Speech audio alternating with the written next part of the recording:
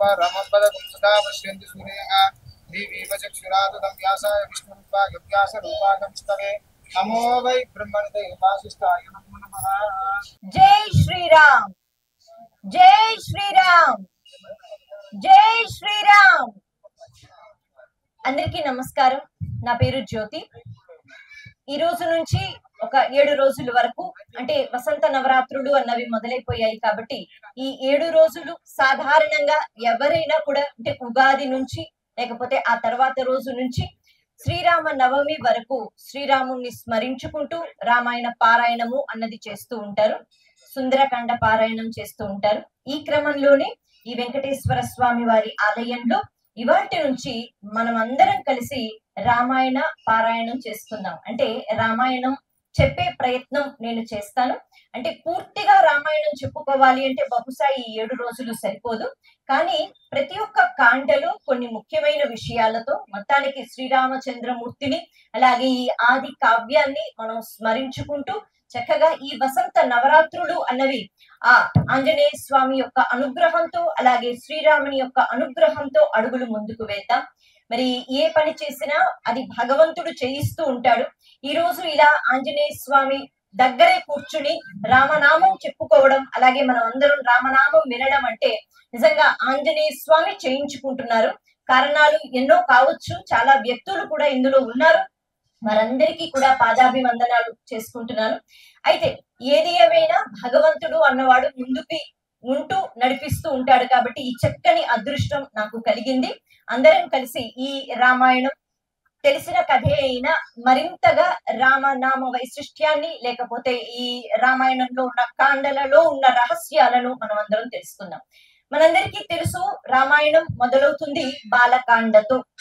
ఈ బాలకాండలో కూడా ముందుగా వాల్మీకి కథ యొక్క ప్రస్తావన ఉంటుంది. వాల్మీకి రామాయణం అంటే మనకి ఇది ప్రమాణం, ఆది కావ్యము. ఎంతో మంది రామాయణ గ్రంథాలని మనకి అందింపచేశారు. కానీ ముఖ్యంగా వాల్మీకి రామాయణం అన్నది మనకి ప్రమాణం కాబట్టి వాల్మీకి కథ అన్నది ముందుగా మనకి కనిపిస్తూ ఉంటుంది. అయితే ఈ వాల్మీకి కథ నుంచి కూడా మనం చాలా విషయాలు నేర్చుకోవాలి. కథ మనం మొదలు పెట్టుకున్నట్లయితే అంటే మనకి ఈ చక్కని రామాయణాన్ని మనకి వాల్మీకి అందించారు. విశేషం ఏమిటి అంటే పరబ్రహ్మ స్వరూపం ఒక్కటే, కాంతి రూపం. తనే బ్రహ్మగా, తనే విష్ణువుగా, అలాగే తనే ఈశ్వరుడుగా ఉంటారు. నారద మహర్షి రాముని యొక్క విశేషమైన గుణముల గురించి చెప్పిన తర్వాత నారద మహర్షి పూర్తిగా రామాయణం చెప్పిన తర్వాత ఆ రామాయణాన్ని వాల్మీకి మహర్షి మనకి అందించటం జరిగింది. నారదుల వారు అంటే ఎవరు? బ్రహ్మ మానస పుత్రుడు అంటే బ్రహ్మ స్వరూపం అని చెప్పుకోవాలి. ఇక పంచాక్షరి మంత్ర పఠనం చేసిన తరువాత చక్కగా ఒక మహర్షి స్థానానికి వెళ్లి ఉపాసనా బలాన్ని పెంచుకున్నారు వాల్మీకి మహర్షి. కాబట్టి అక్కడ ఈశ్వరుని యొక్క ధ్యానం కూడా జరిగింది. మరి చెప్పింది ఎవరి కథ అంటే సాక్షాత్తు శ్రీమన్నారాయణుడు, శ్రీ మహావిష్ణువు కథ. కాబట్టి పరబ్రహ్మ స్వరూపం మూడుగా కనిపించిన అంతా ఒక్కటే అన్నది రామాయణంలో మొట్టమొదటి కాండలో బాలకాండలోనే మనకి అర్థమైపోతుంది. వాల్మీకి అంటే అగ్ని శర్మ అంటే ఆయన ముందు నుంచి ఆయన పేరు వాల్మీకి కాదు, అలాగే ఆయనేమి బ్రహ్మ ఋషి కాదు. కాకపోతే ఆయన చాలా సాధారణమైన జీవితాన్ని గడుపుతున్న ఒక వ్యక్తి. ఇంకా చెప్పాలి అంటే మనకి అగ్ని శర్మ దొంగ అని చెప్తారు కదా. అయితే చిన్నప్పటి నుంచి కూడా ఆయన దొంగ కాదు. ఆయన చక్కగా బ్రాహ్మణ కుటుంబంలో జన్మించారు. అలాగే ఆయన కూడా వేదాలు నేర్చుకున్నారు, వేద పఠనం చేస్తూ ఉండేవారు. అంతా చాలా చక్కగా జీవితాన్ని గడుపుతూ ఉండేవారు. మధ్యలో ఏమైంది అంటే విపరీతమైన కష్టం వచ్చింది, క్షామం వచ్చింది. బ్రాహ్మణులు అన్నవాళ్ళు ఎలా ఉంటూ ఉండేవారు అంటే తమకి ఏది అందితే దానితో తృప్తిగా గడుపుతూ ఉండేవారు అనమాట. కాబట్టి ఆ క్షణంలో అంటే ఆ సమయంలో ఈ క్షామం వల్ల అంతా ఎండిపోవడం వల్ల ఎక్కడ నీరు లేదు, భూమి సుభిక్షంగా లేదు, పంటలు లేవు, ఎవరికి తినడానికి లేదు. అటువంటి సమయంలో ఇవ్వడానికి లేదు, అంతే కదా. మన దగ్గర ఎంతో కొంత ఉంటేనే మనం ఇంకో రూపాయి ఇవ్వగలం. అటువంటి లేని స్థితి కాబట్టి వీళ్ళకి ఏమీ అందలేదు. అప్పుడు ఈ అగ్ని శర్మ తన తల్లి, తండ్రి, అలాగే భార్య, పిల్లలు వీళ్ళందరూ కలిపి అరణ్యానికి వచ్చేసారట. అరణ్యంలో అంటే అక్కడ కందమూలాలు గాని పళ్ళు గాని ఇవన్నీ కూడా దొరుకుతూ ఉండేవి కదా. అలాగే అక్కడ ఒక ఆశ్రమం, ఒక కుటీరాన్ని నిర్మించుకుంటే హాయిగా అక్కడ గడిపేయవచ్చు అని అనుకున్నారు.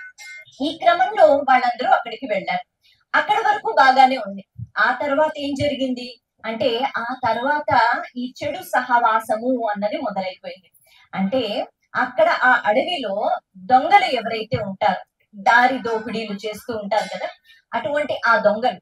మరి ఆ దొంగలతో స్నేహము అన్నది చేస్తూ ఉన్నప్పుడు అంటే ఆ దొంగలతో పరిచయం ఏర్పడిన తర్వాత ఇప్పుడు ఈ అగ్నిశర్మ నెమ్మదిగా దొంగగా మారిపోయాడు.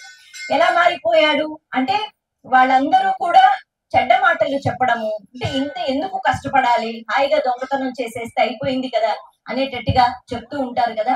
కాబట్టి చెడ్డవాళ్ళు ఏమైనా చెప్తారు. అలా ఈ దొంగ మాటలు విని, లేకపోతే దొంగతనాలు చాలా తేలికగా చేసేయవచ్చు, దారిలో వెళుతున్న వాళ్ళని బెదిరించొచ్చు, వాళ్ళు ఇచ్చేస్తారు సొమ్ము అనేటట్టుగా వాళ్ళు అలవాటు చేశారు. ఆ అలవాటు అన్నది అలవాటైపోయింది అగ్నిశర్మకి. కాబట్టి ఇప్పుడే ఆయనకి అడవి లోపలికి వెళ్లి ఎక్కడో పళ్ళు తెచ్చుకుని కష్టపడి ఆ జీవితాన్ని కొనసాగించడం కన్నా హాయిగా దొంగతనం చాలా బాగుంది కదా అని అనుకున్నారు. అలవాటు చేసుకున్నారు, అలవాటైపోయింది. అంతే కదా! అందుకే రామాయణంలో ప్రతి ఒక్క సన్నివేశం నుంచి నేర్చుకోవాల్సింది చాలా ఉంటుంది. భగవంతుడు ఒక స్థానంలో మనల్ని కూర్చోబెడతారు.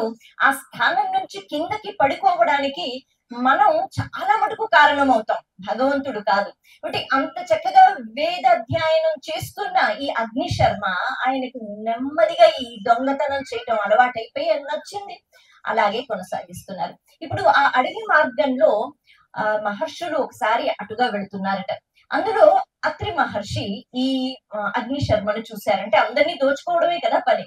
కాబట్టి వీళ్ళు వెళుతుంటే తీయండి, మీ దగ్గర కూడా ఏమైనా ఉన్నాయా విలువైన వస్తువులు బయటికి తీయండి అని బెదిరిస్తూ ఉంటే అత్రి మహర్షి అడుగుతారట, నువ్వు ఇలా దొంగతనాలు చేస్తున్నావు కదా, మరి ఇది పాపము నీకు తెలియదా? తెలుసు. మరి పాపం అయితే ఎందుకు చేస్తున్నావు? మరి ఇలాంటి పాప కర్మలు చేస్తే ఈ జీవితం అయితే అయిపోతుంది, ఎవరము శాశ్వతం కాదు కదా, చచ్చిపోతాం. మరి ఆ తర్వాత జీవుడు సంగతి ఏమిటి? మనం వెళ్ళిపోయేటప్పుడు ఏం పట్టుకుని వెళతాం? భార్య, భర్త, అన్నదమ్ములు, పిల్లలు, బంధువులు, స్నేహితులు, డబ్బు, ఐశ్వర్యము, స్థానము, అసలు ఆస్తులు, అంతస్తులు ఇవేవి కాదు. చేసుకున్న పాపము, పుణ్యము, ఫలితాలను జీవుడు పట్టుకుని వెళ్తాడు. కాదు కాదు అని అనడానికి లేదు.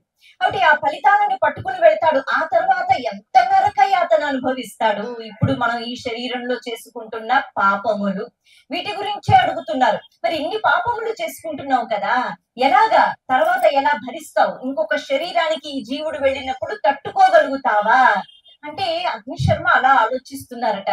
అవునా అని.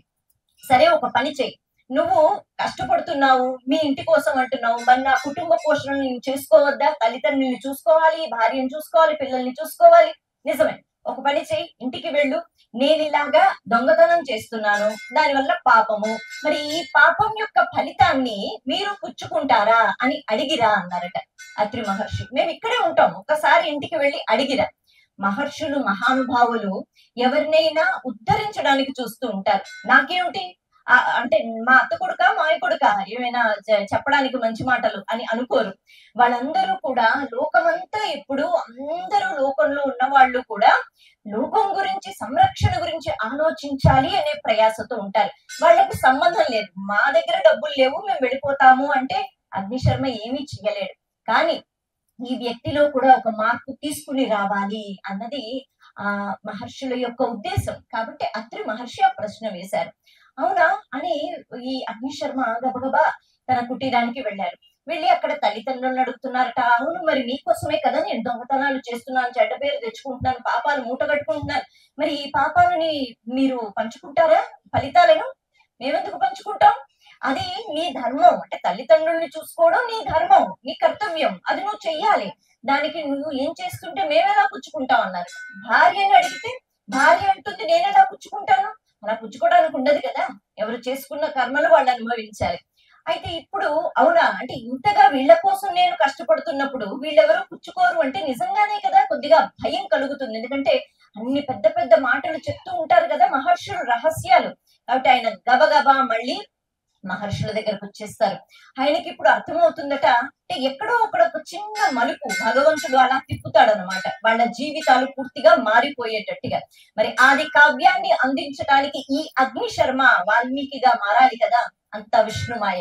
ఇక ఇలా వచ్చి అసలు ఎవరు పుచ్చుకోరట. అంటే ఇప్పటి వరకు ఎన్ని దొంగతనాలు చేశాను, ఎన్ని దారి దోపిడీలు చేశాను, ఎంత పాపం, ఇవన్నీ నేనేనా అనుభవించాలి?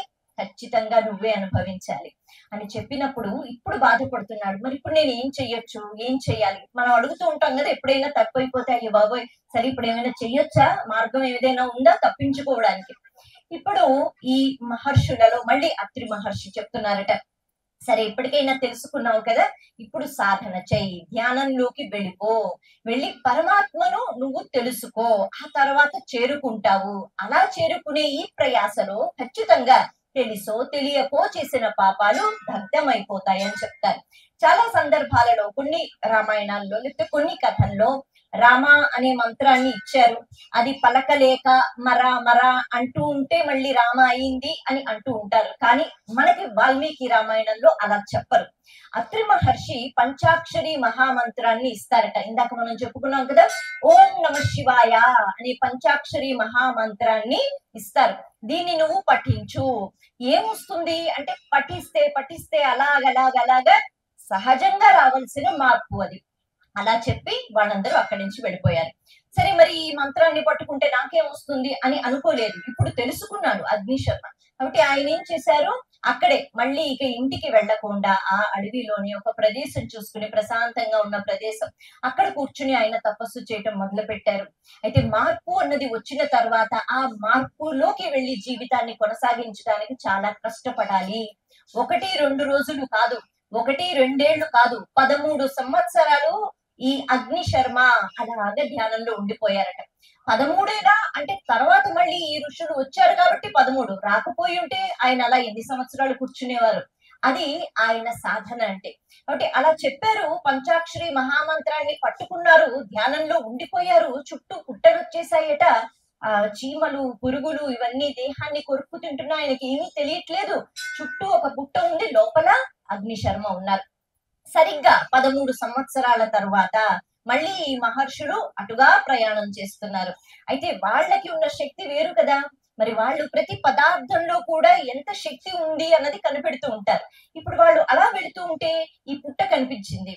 ఆ పుట్ట నుంచి ఒక దివ్యమైన శక్తి వాళ్ళకి తెలుస్తోంది. కారణం ఏమిటంటే వాళ్ళు మహర్షులు కాబట్టి వాళ్ళకి అర్థమైపోయింది. వెంటనే వాళ్ళు ఆ పుట్ట దగ్గరికి వెళ్ళి ఆ పుట్టని కొద్దిగా తొలగించి చూశారు. అప్పుడు వాళ్ళు ఎప్పుడో 13 సంవత్సరాల క్రితం అగ్నిశర్మ అనే ఒక వ్యక్తికి మంత్రోపదేశం, అది కూడా పంచాక్షరి మహామంత్రాన్ని ఇచ్చి సాధన చెయ్యి అని చెప్పారో ఆ అగ్నిశర్మ అలా అక్కడ కూర్చున్నాడు అన్న విషయం వాళ్ళకి అర్థమైంది. సరే అని వాళ్లే ఇక లే అని ఆ ధ్యానం నుంచి లేపారట. లేచి చూసుకున్న వెంటనే అతనికి సమయం కూడా తెలియలేదన్నమాట. అన్ని సంవత్సరాలు గడిచిపోయాయి. ఆ తర్వాత కూడా ఆయన మనసులో ఇంకేం కోరికలు లేవు. మరి 13 సంవత్సరాలు అయిపోయాయా, ఇంత కఠిన తపస్సు చేశానా, ఇప్పుడు ఏం కోరుకోవాలి అన్నది కాదు. ఇప్పుడు ఆయన అడుగుతున్నారు, ఇప్పుడు నేనేం చెయ్యను అని. వీళ్ళు ఎలాగో లేపారు, ధ్యానం నుంచి బయటకు వచ్చారు. ఇప్పుడు నేనేం చెయ్యాలి అంటే మళ్ళీ అదే సాధన చెయ్యి. ఒక పని చెయ్యి, చక్కగా గంగా నది ఒడ్డుకు వెళ్ళి అక్కడ మళ్ళీ నువ్వు కూర్చుని సాధన చెయ్యి. త్వరలోనే నీతో ఒక అద్భుతమైన కార్యం భగవంతుడు చేయించుకుంటాడు అని వాళ్ళు చెప్తారట. అయితే ఆ క్షణంలో ఆ ఈ అగ్నిశర్మకు వాల్మీకి అనే పేరు ఇస్తారు. అంటే వల్మీకము అంటే పుట్ట అని అర్థం. వల్మీకము అంటే పుట్ట, పుట్టలోంచి బయటికి వచ్చిన రూపం. అయితే అప్పుడే వచ్చిందా కాదు, కాకపోతే అప్పుడు మళ్ళీ ఒక కొత్త జన్మ వచ్చినట్టుగా బయటకు వచ్చాడు కదా. పుట్టలోకి వెళ్ళక ముందు అగ్నిశర్మగా వెళ్ళాడు. పుట్టలోంచి బయటికి వచ్చిన తర్వాత ఎంతో పవిత్రంగా ఒక మహర్షి స్థానాన్ని సంపాదించుకున్నాడు. కాబట్టి అప్పుడు ఒక కొత్త పేరు పెట్టారు ఆయనకి, వాల్మీకి అని అన్నారు. ఆ తర్వాత ఈ వాల్మీకి మహర్షి ఆయన మనసులో ఎన్నో సందేహాలు, అంటే అక్కడితో కాదు, ఆయన సాధన ఆగిపోలేదు. నిత్యము ఆయన సాధన చేసుకోవడం, ఆశ్రమం దగ్గర ఉండడం, తపస్సు చేసుకోవడం. ఈ క్రమంలోనే నారదుల వారిని ఒకసారి చక్కని గుణాలతో, అంటే మనిషి అన్నవాడికి 16 గుణాలు ఉండాలట. 16 గుణాలు. అది కూడా మనం కోరుకున్నట్టుగా మనకి నచ్చిన గుణాలు కాదు, మనకి శాస్త్రం ఏం చెప్పిందో అటువంటి గుణాలు. మరి అలాంటి గుణాలు ఉన్నవాడు ఇప్పుడు ఉన్నాడా, ఈ యుగంలో ఉన్నాడా, ఇప్పుడు నేను కళ్ళతో చూడవచ్చా, అంత చక్కగా ప్రవర్తించిన మనిషి ఉన్నాడా అని నారదుల వారిని అడిగితే నారదుల వారు రాముడు గురించి చెప్తారు. అయితే కేవలం రాముడు అలా ఆ రాముడు అన్నవాడు అంటే శ్రీ మహావిష్ణువు ఈ రామావతారాన్ని స్వీకరించిన తర్వాత ఈ రామ అనే ఆ పదానికి ఎంత మహత్యం ఉంటుంది తర్వాత మనం చెప్పుకుందాం. ముందుగా ఈ వాల్మీకి కథ అన్నది అయిపోయిన తర్వాత రామాయణంలో బాలకాండలో అలా నారదులు వారిని కలిసిన తర్వాత రామాయణ కావ్య రచన గురించి ఆయన ఆలోచించిన తర్వాత ఈ సన్నివేశం ఏమొస్తుంది మనకి రామాయణంలో బాలకాండలో అంటే శ్రీరామ జననం కథ మనకి కనిపిస్తూ ఉంటుంది. కాబట్టి మనం అక్కడికి వెళదాం. శ్రీరామ జననము అంటే అది కూడా అంత సులభంగా జరగలేదుగా. దశరథ మహాముని అంటే ఆయన చాలా చక్కగా ఉపాసన చేస్తూ ఉండేవారు ఆయన్ని. అందుకే కొన్ని సందర్భాలలో ముని అని కూడా అంటూ ఉండేవారట. కారణం ఏమిటి అంటే రాజులు అంటే ఎలా ఉంటారు, కేవలం రాజ్య పరిపాలన భోగములు అనుభవించటం యుద్ధాలు చేయటం కాదు. ఈయన ఎక్కువగా తన జీవితాన్ని ఉపాసనలో గడుపుతూ ఉండేవారు. అటువంటి ఈ దశరథ మహారాజు గారికి లోటు ఏమిటి అంటే సంతానం లేదు. అయితే ఋష్యశృంగ మహర్షి ఆయన ఎక్కడ అడుగు పెడితే అక్కడ అంతా శుభం, అక్కడ అంతా మంగళప్రదం అన్న విషయాన్ని తెలుసుకుంటారు. ఎందుకంటే యజ్ఞాలు హోమాలు అందరూ చేయిస్తారు, కాకపోతే కొంతమంది దగ్గర దివ్యమైన శక్తి ఉంటుంది. అటువంటి శక్తి కలిగిన మహర్షి ఋష్యశృంగ మహర్షి. ఒక్కొక్క సన్నివేశం గురించి పూర్తిగా వివరణతో వెళితే బహుశా మనకి ఎన్ని రోజులైనా సరిపోదు. కాబట్టి కొద్దిగా మనం చెప్పుకుంటున్నాం. ఋష్యశృంగ మహర్షిని ఎలాగైనా తన రాజ్యానికి పిలిపించుకోవాలి, తన చేత ఈ అశ్వమేధ యాగం చేయించుకోవాలి అని అనుకున్నారు దశరథ మహారాజు గారు. కాబట్టి ఆయన్ని సగౌరవంగా ఆహ్వానించారు. ఆహ్వానించినప్పుడు ఆయన పక్క రాజ్యంలోకి వెళ్ళారట, అక్కడ ఏదో యాగం జరుగుతుంటే. కాబట్టి దశరథుల వారు కూడా అక్కడికి వెళ్ళి వారిని తీసుకుని వచ్చారు అయోధ్య నగరానికి. అక్కడ వారితో ఈ అశ్వమేధ యాగం అన్నది చేయించారు. ఇది కూడా చేయడం చాలా సులువైనది మాత్రం కాదు, చాలా కష్టమైన యాగం అశ్వమేధ యాగం. ఆ అశ్వమేధ యాగం చేయించిన తరువాత పుత్రకామేష్టి యాగం అన్నది ఈ ఋష్యశృంగ మహర్షి నేను చేయిస్తాను, తద్వారా ఈ ఇష్టి అంటే మనసులో ఉన్న కోరిక తీర్చుకోవడం కోసం అన్నమాట. ఇక్కడ ఇష్టి అన్నది పుత్రకామేష్టి అంటే పుత్రుడు కావాలి అనే కామం అనే కోరిక కలిగింది కాబట్టి పుత్రకామేష్టి యాగం అయింది. ఆ యాగాన్ని కూడా దగ్గరుండి ఋష్యశృంగ మహర్షి జరిపించారు. అప్పుడు యజ్ఞ పురుషుడు బయటకు వచ్చాట. అప్పట్లో యాగాలు యజ్ఞాలు చేస్తే ఇంద్రుణ్ణి పిలిస్తే ఇంద్రుడు వచ్చేవాడు, చంద్రుణ్ణి పిలిస్తే చంద్రుడు వచ్చేవాడు. చక్కగా వచ్చి ఆ రూపాలతో ఎదురుగా కనిపించి హవిసులు చేత్తో పుచ్చుకుని వెళుతూ ఉండేవారట. ఆ యుగాలలో అటువంటి అదృష్టం. ఇప్పుడు అగ్నిముఖత మనం స్వాహ అని ఇందిస్తాం, వాళ్ళు వస్తున్నారు తీసుకుంటున్నారు అని మనం భావన చేస్తాం. అప్పట్లో వచ్చేవారు. ఇప్పుడు ఈ యజ్ఞం అంతా అయిపోయిన తర్వాత చాలా భక్తి శ్రద్ధలతో చేశారు కాబట్టి యజ్ఞ పురుషుడు బయటకు వచ్చాడు. యజ్ఞ పురుషుడు బయటకు వచ్చి పాయసాన్ని అందిస్తారు. ఇప్పుడు ఇది మహత్ ప్రసాదము. ఈ మహత్ ప్రసాదాన్ని స్వీకరించినట్లయితే ఖచ్చితంగా నీకు పుత్ర సంతానం కలుగుతుంది అని వాళ్ళందరూ దీవిస్తారు. అలా జరిగినప్పుడు ఈ పాయసం అన్నది బయటకు వచ్చినప్పుడు ఒక పాత్రలో వస్తుందట. ఇక్కడ కూడా ఈ పాయసాన్ని ఎలా ధర్మంగా దీన్ని పంచారు ఈ వివరణ కూడా మనకి వాల్మీకి రామాయణంలో ఉంటుంది. అయితే మొత్తం పాయసం ఏదైతే ఉందో దాన్ని 2 భాగాలుగా చేశారట దశరథ మహారాజు గారు. మరి పట్టపురాణి ఎవరు అంటే కౌసల్యాదేవి కదా, ఆవిడ మొదటి భార్య, ఆవిడే పట్ట మనిషి. అంటే ఆవిడికి సగ భాగం ఇచ్చేశారట. ఇప్పుడు మిగిలిందంట సగ భాగం, దానిలో మళ్ళీ 2గా చేశారట. చేసిన తర్వాత అందులో 2గా చేసిన తర్వాత ఒక సగభాగం ఏదైతే ఉందో ఇది తర్వాత వివాహం చేసుకున్న సుమిత్రాదేవికి అందించారు. మరి ఇంకొక సగం ఉండిపోయింది కదా, దాన్ని మళ్ళీ 2గా చేశారు. ఎందుకు 2గా చేశారు అంటే ఇప్పుడు ఈ సగాన్ని ఇద్దరికి ఇచ్చేస్తే మళ్ళీ కైకమ్మ అలాగే సుమిత్ర ఒకే స్థాయికి చెందిన వాళ్ళు అయిపోతారు కదా, అలా కాదు కదా.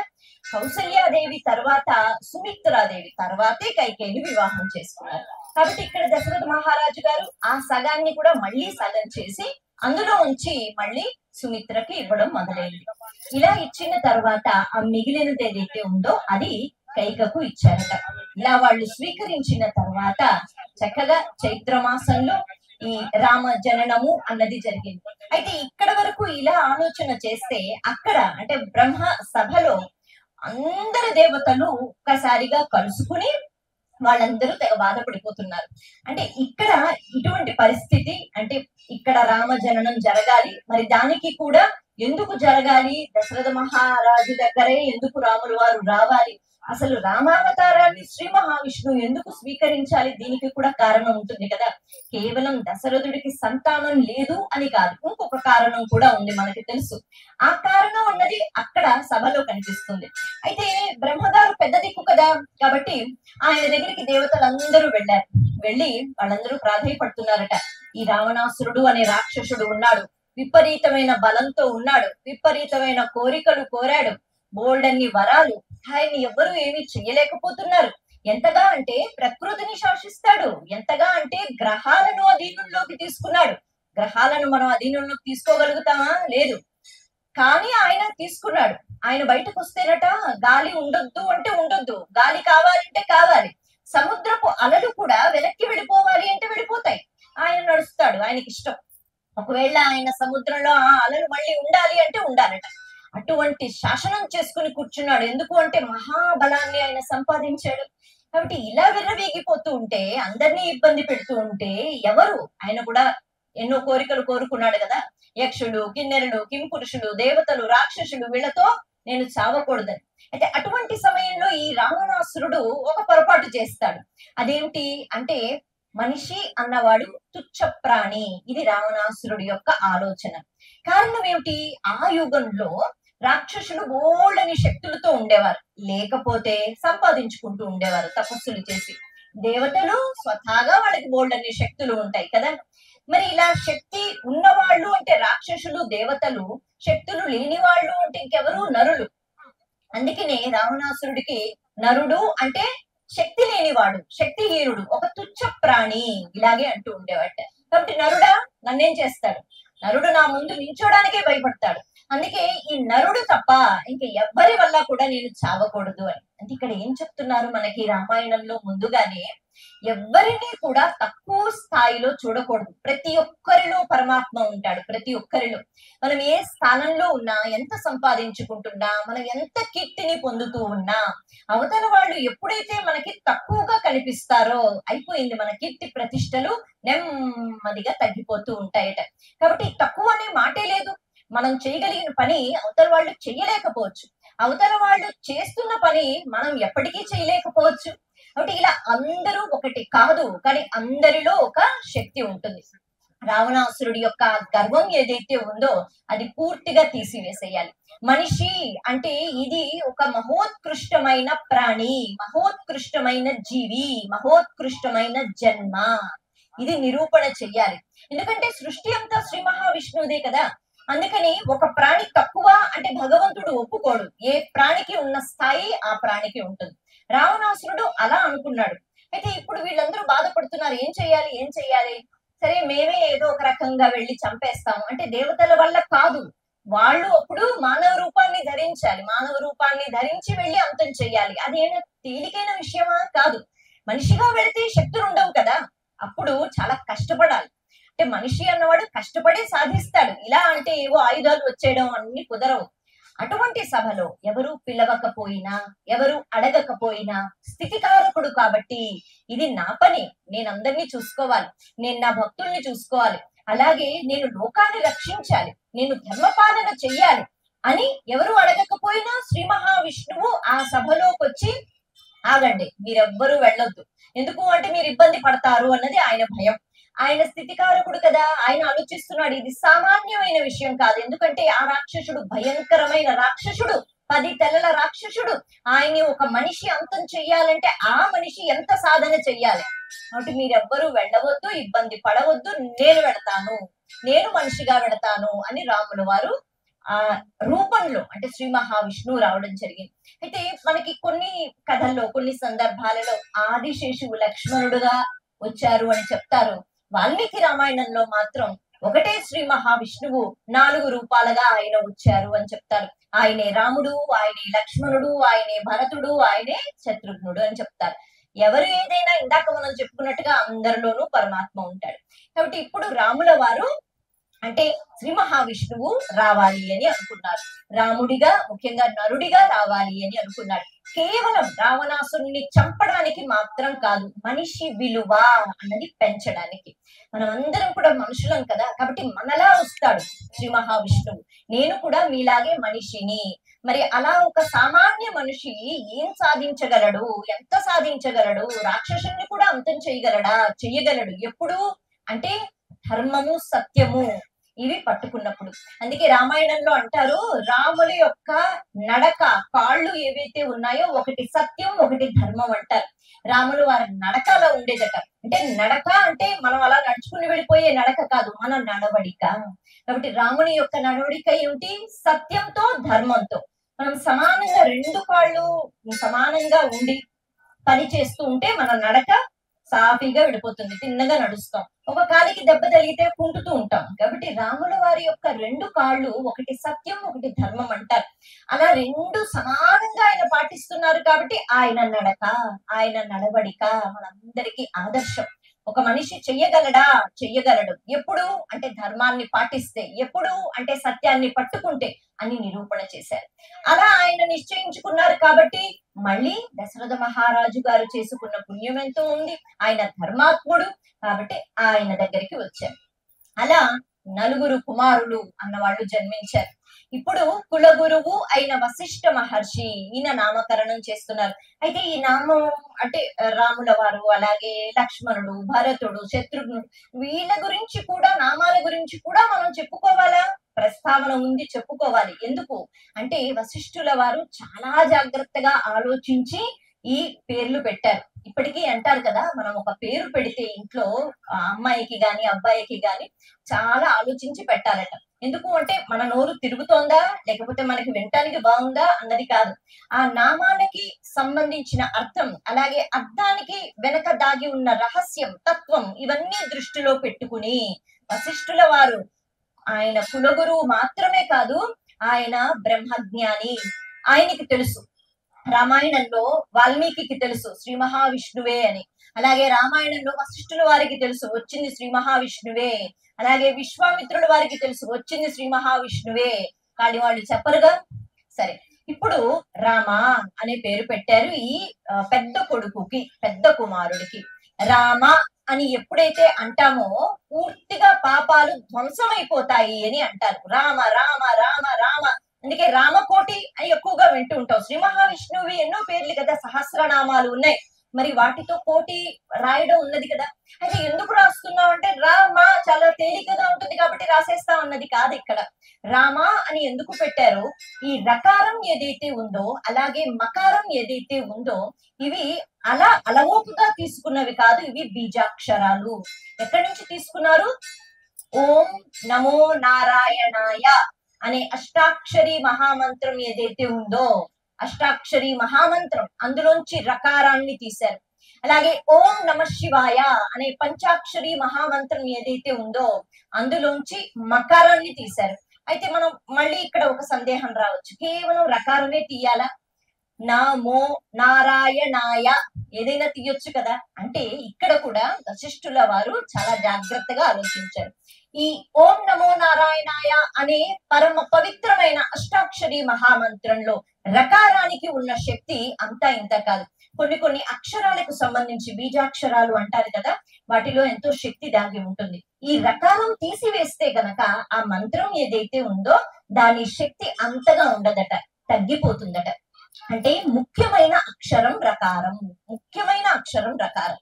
అందుకే అటువంటి రకారాన్ని తీశారు. యా గాని నా గాని అన్ని ముఖ్యమే, కానీ ఈ రకారము మరింత విశేషంతో కూడుకున్నది. మరి అది అటువంటి శక్తి ఎటువంటిది తెలుసుకోవాలి అంటే బహుశా మనకంత జ్ఞానం ఉండాలి. అలా రకారాన్ని తీశారు. అలాగే ఓం నమ శివాయలో మకారం మాత్రమే తీశారు. ఎందుకు అంటే ఈ మకారానికి కూడా విశేషమైన శక్తి ఆ మంత్రంలో నిక్షిప్తమై ఉంది. అది లేకపోతే ఆ మంత్రానికి అంత శక్తి ఉండదట. కాబట్టి మకారం తీశారు. అలా ఏర్పడింది రామ. ఉత్తినే ఆయనకి నచ్చింది కదా, తోచింది కదా, చిన్నగా ఉంది కదా అని మాత్రం పెట్టలేదు. అందుకే మనం ఎన్నిసార్లు రామ రామ అంటున్నామో తెలుసో తెలియకో బీజాక్షరాలను పలుకుతున్నాం. మరి ఈ బీజాక్షరాలు ఏం చేస్తాయి అంటే మనలో ఉన్న పాపపు ఆలోచనలు ఏవైతే ఉన్నాయో అవి నశింప చేస్తాయి. అంటే పాపాలు చేసి రామ రామ అంటే సరిపోతుందా? కాదు. రామ అనే ఈ నామం ఏదైతే ఉంటుందో ఇది తారక మంత్రం. దీనితో పాటు నిరతిశయ ఆనంద స్వరూపుడు రామ అని అంటారు. అంటే ఎప్పుడూ కూడా ఆనందాన్ని ఇస్తూ ఉంటాడట.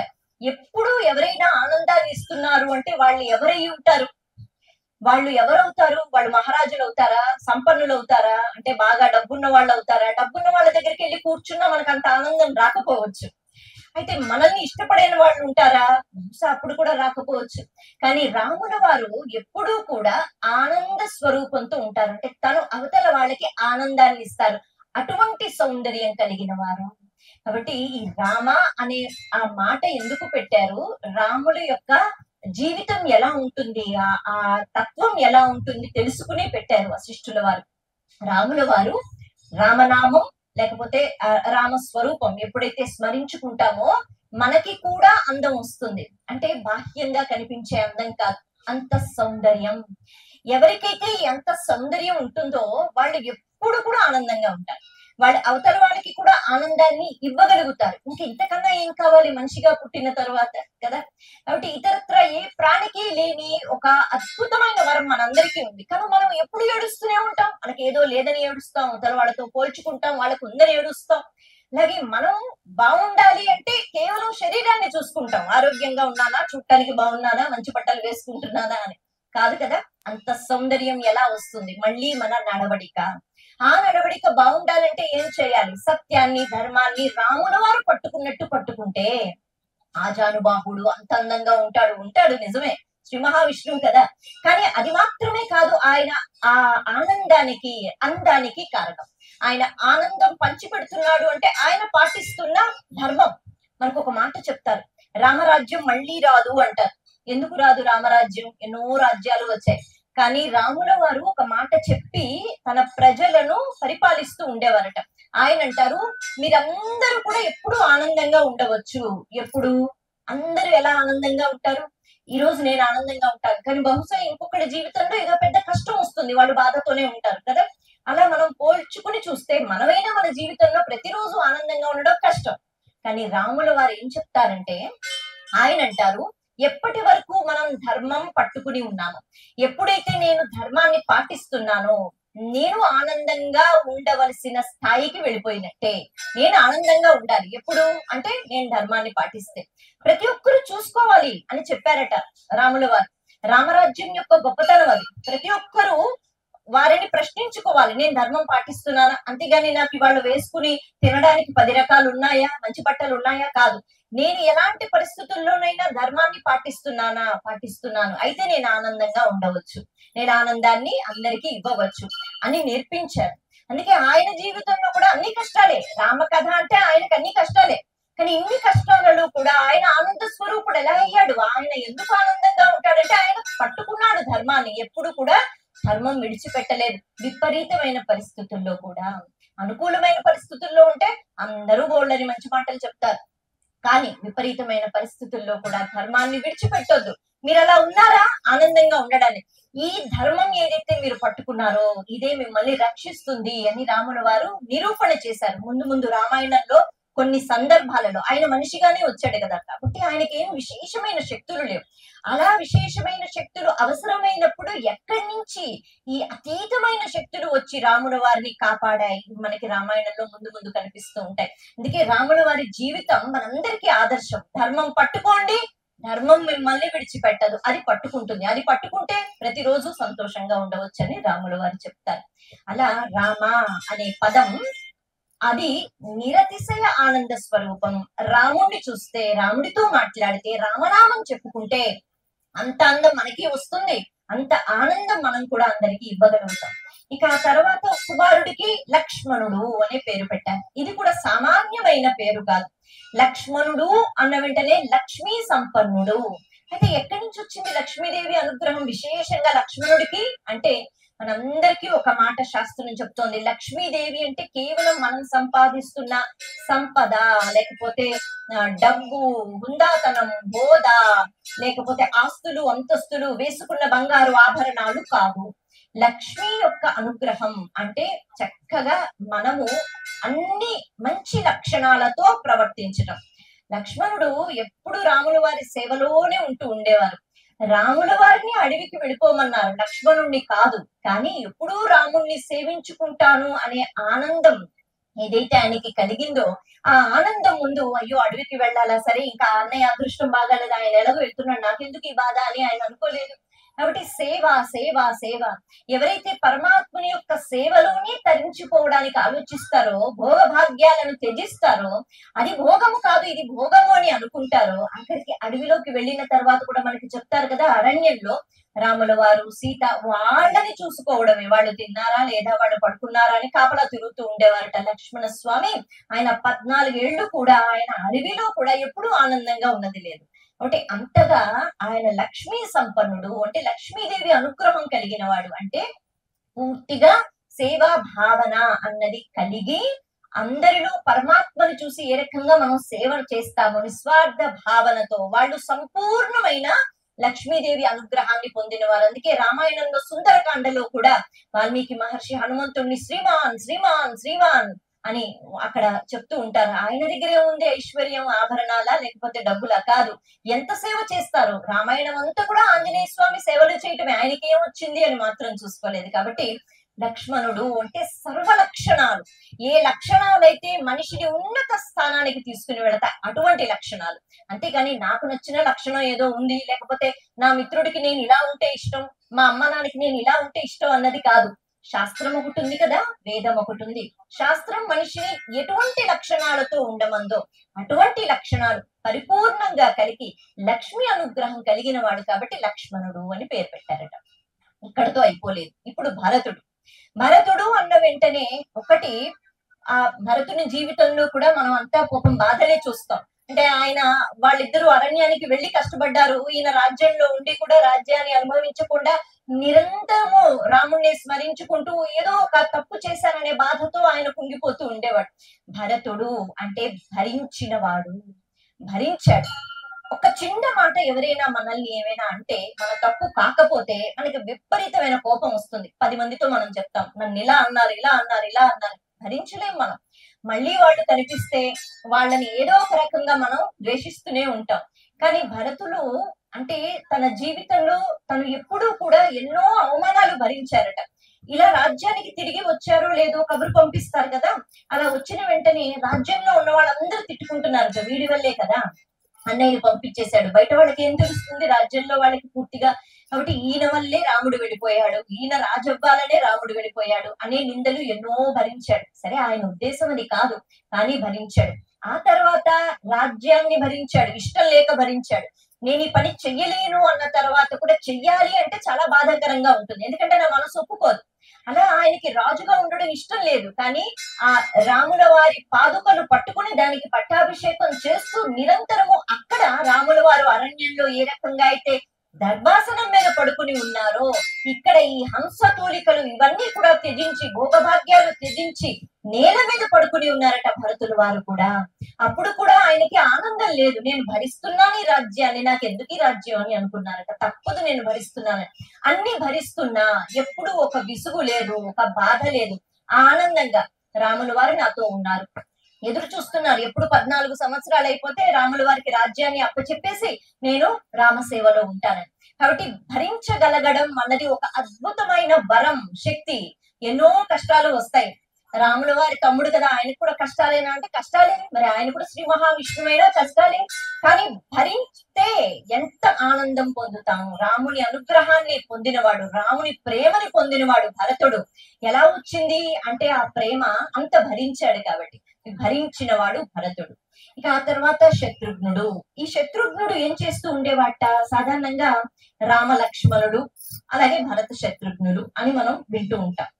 రాముల వారు భగవత్ స్వరూపం అయితే లక్ష్మణుడు లక్ష్మీ సంపన్నుడుగా సేవలు చేసుకుంటూ ఉంటాడు, ఇది తత్వం.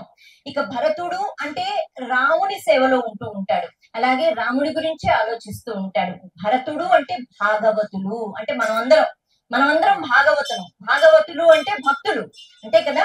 ఆయన భక్తితో ఆ పాదుకలు స్వీకరించారు, భక్తితో ప్రవర్తిస్తూ ఉండేవారు. కాబట్టి భరతుడు అంటే భాగవతులు.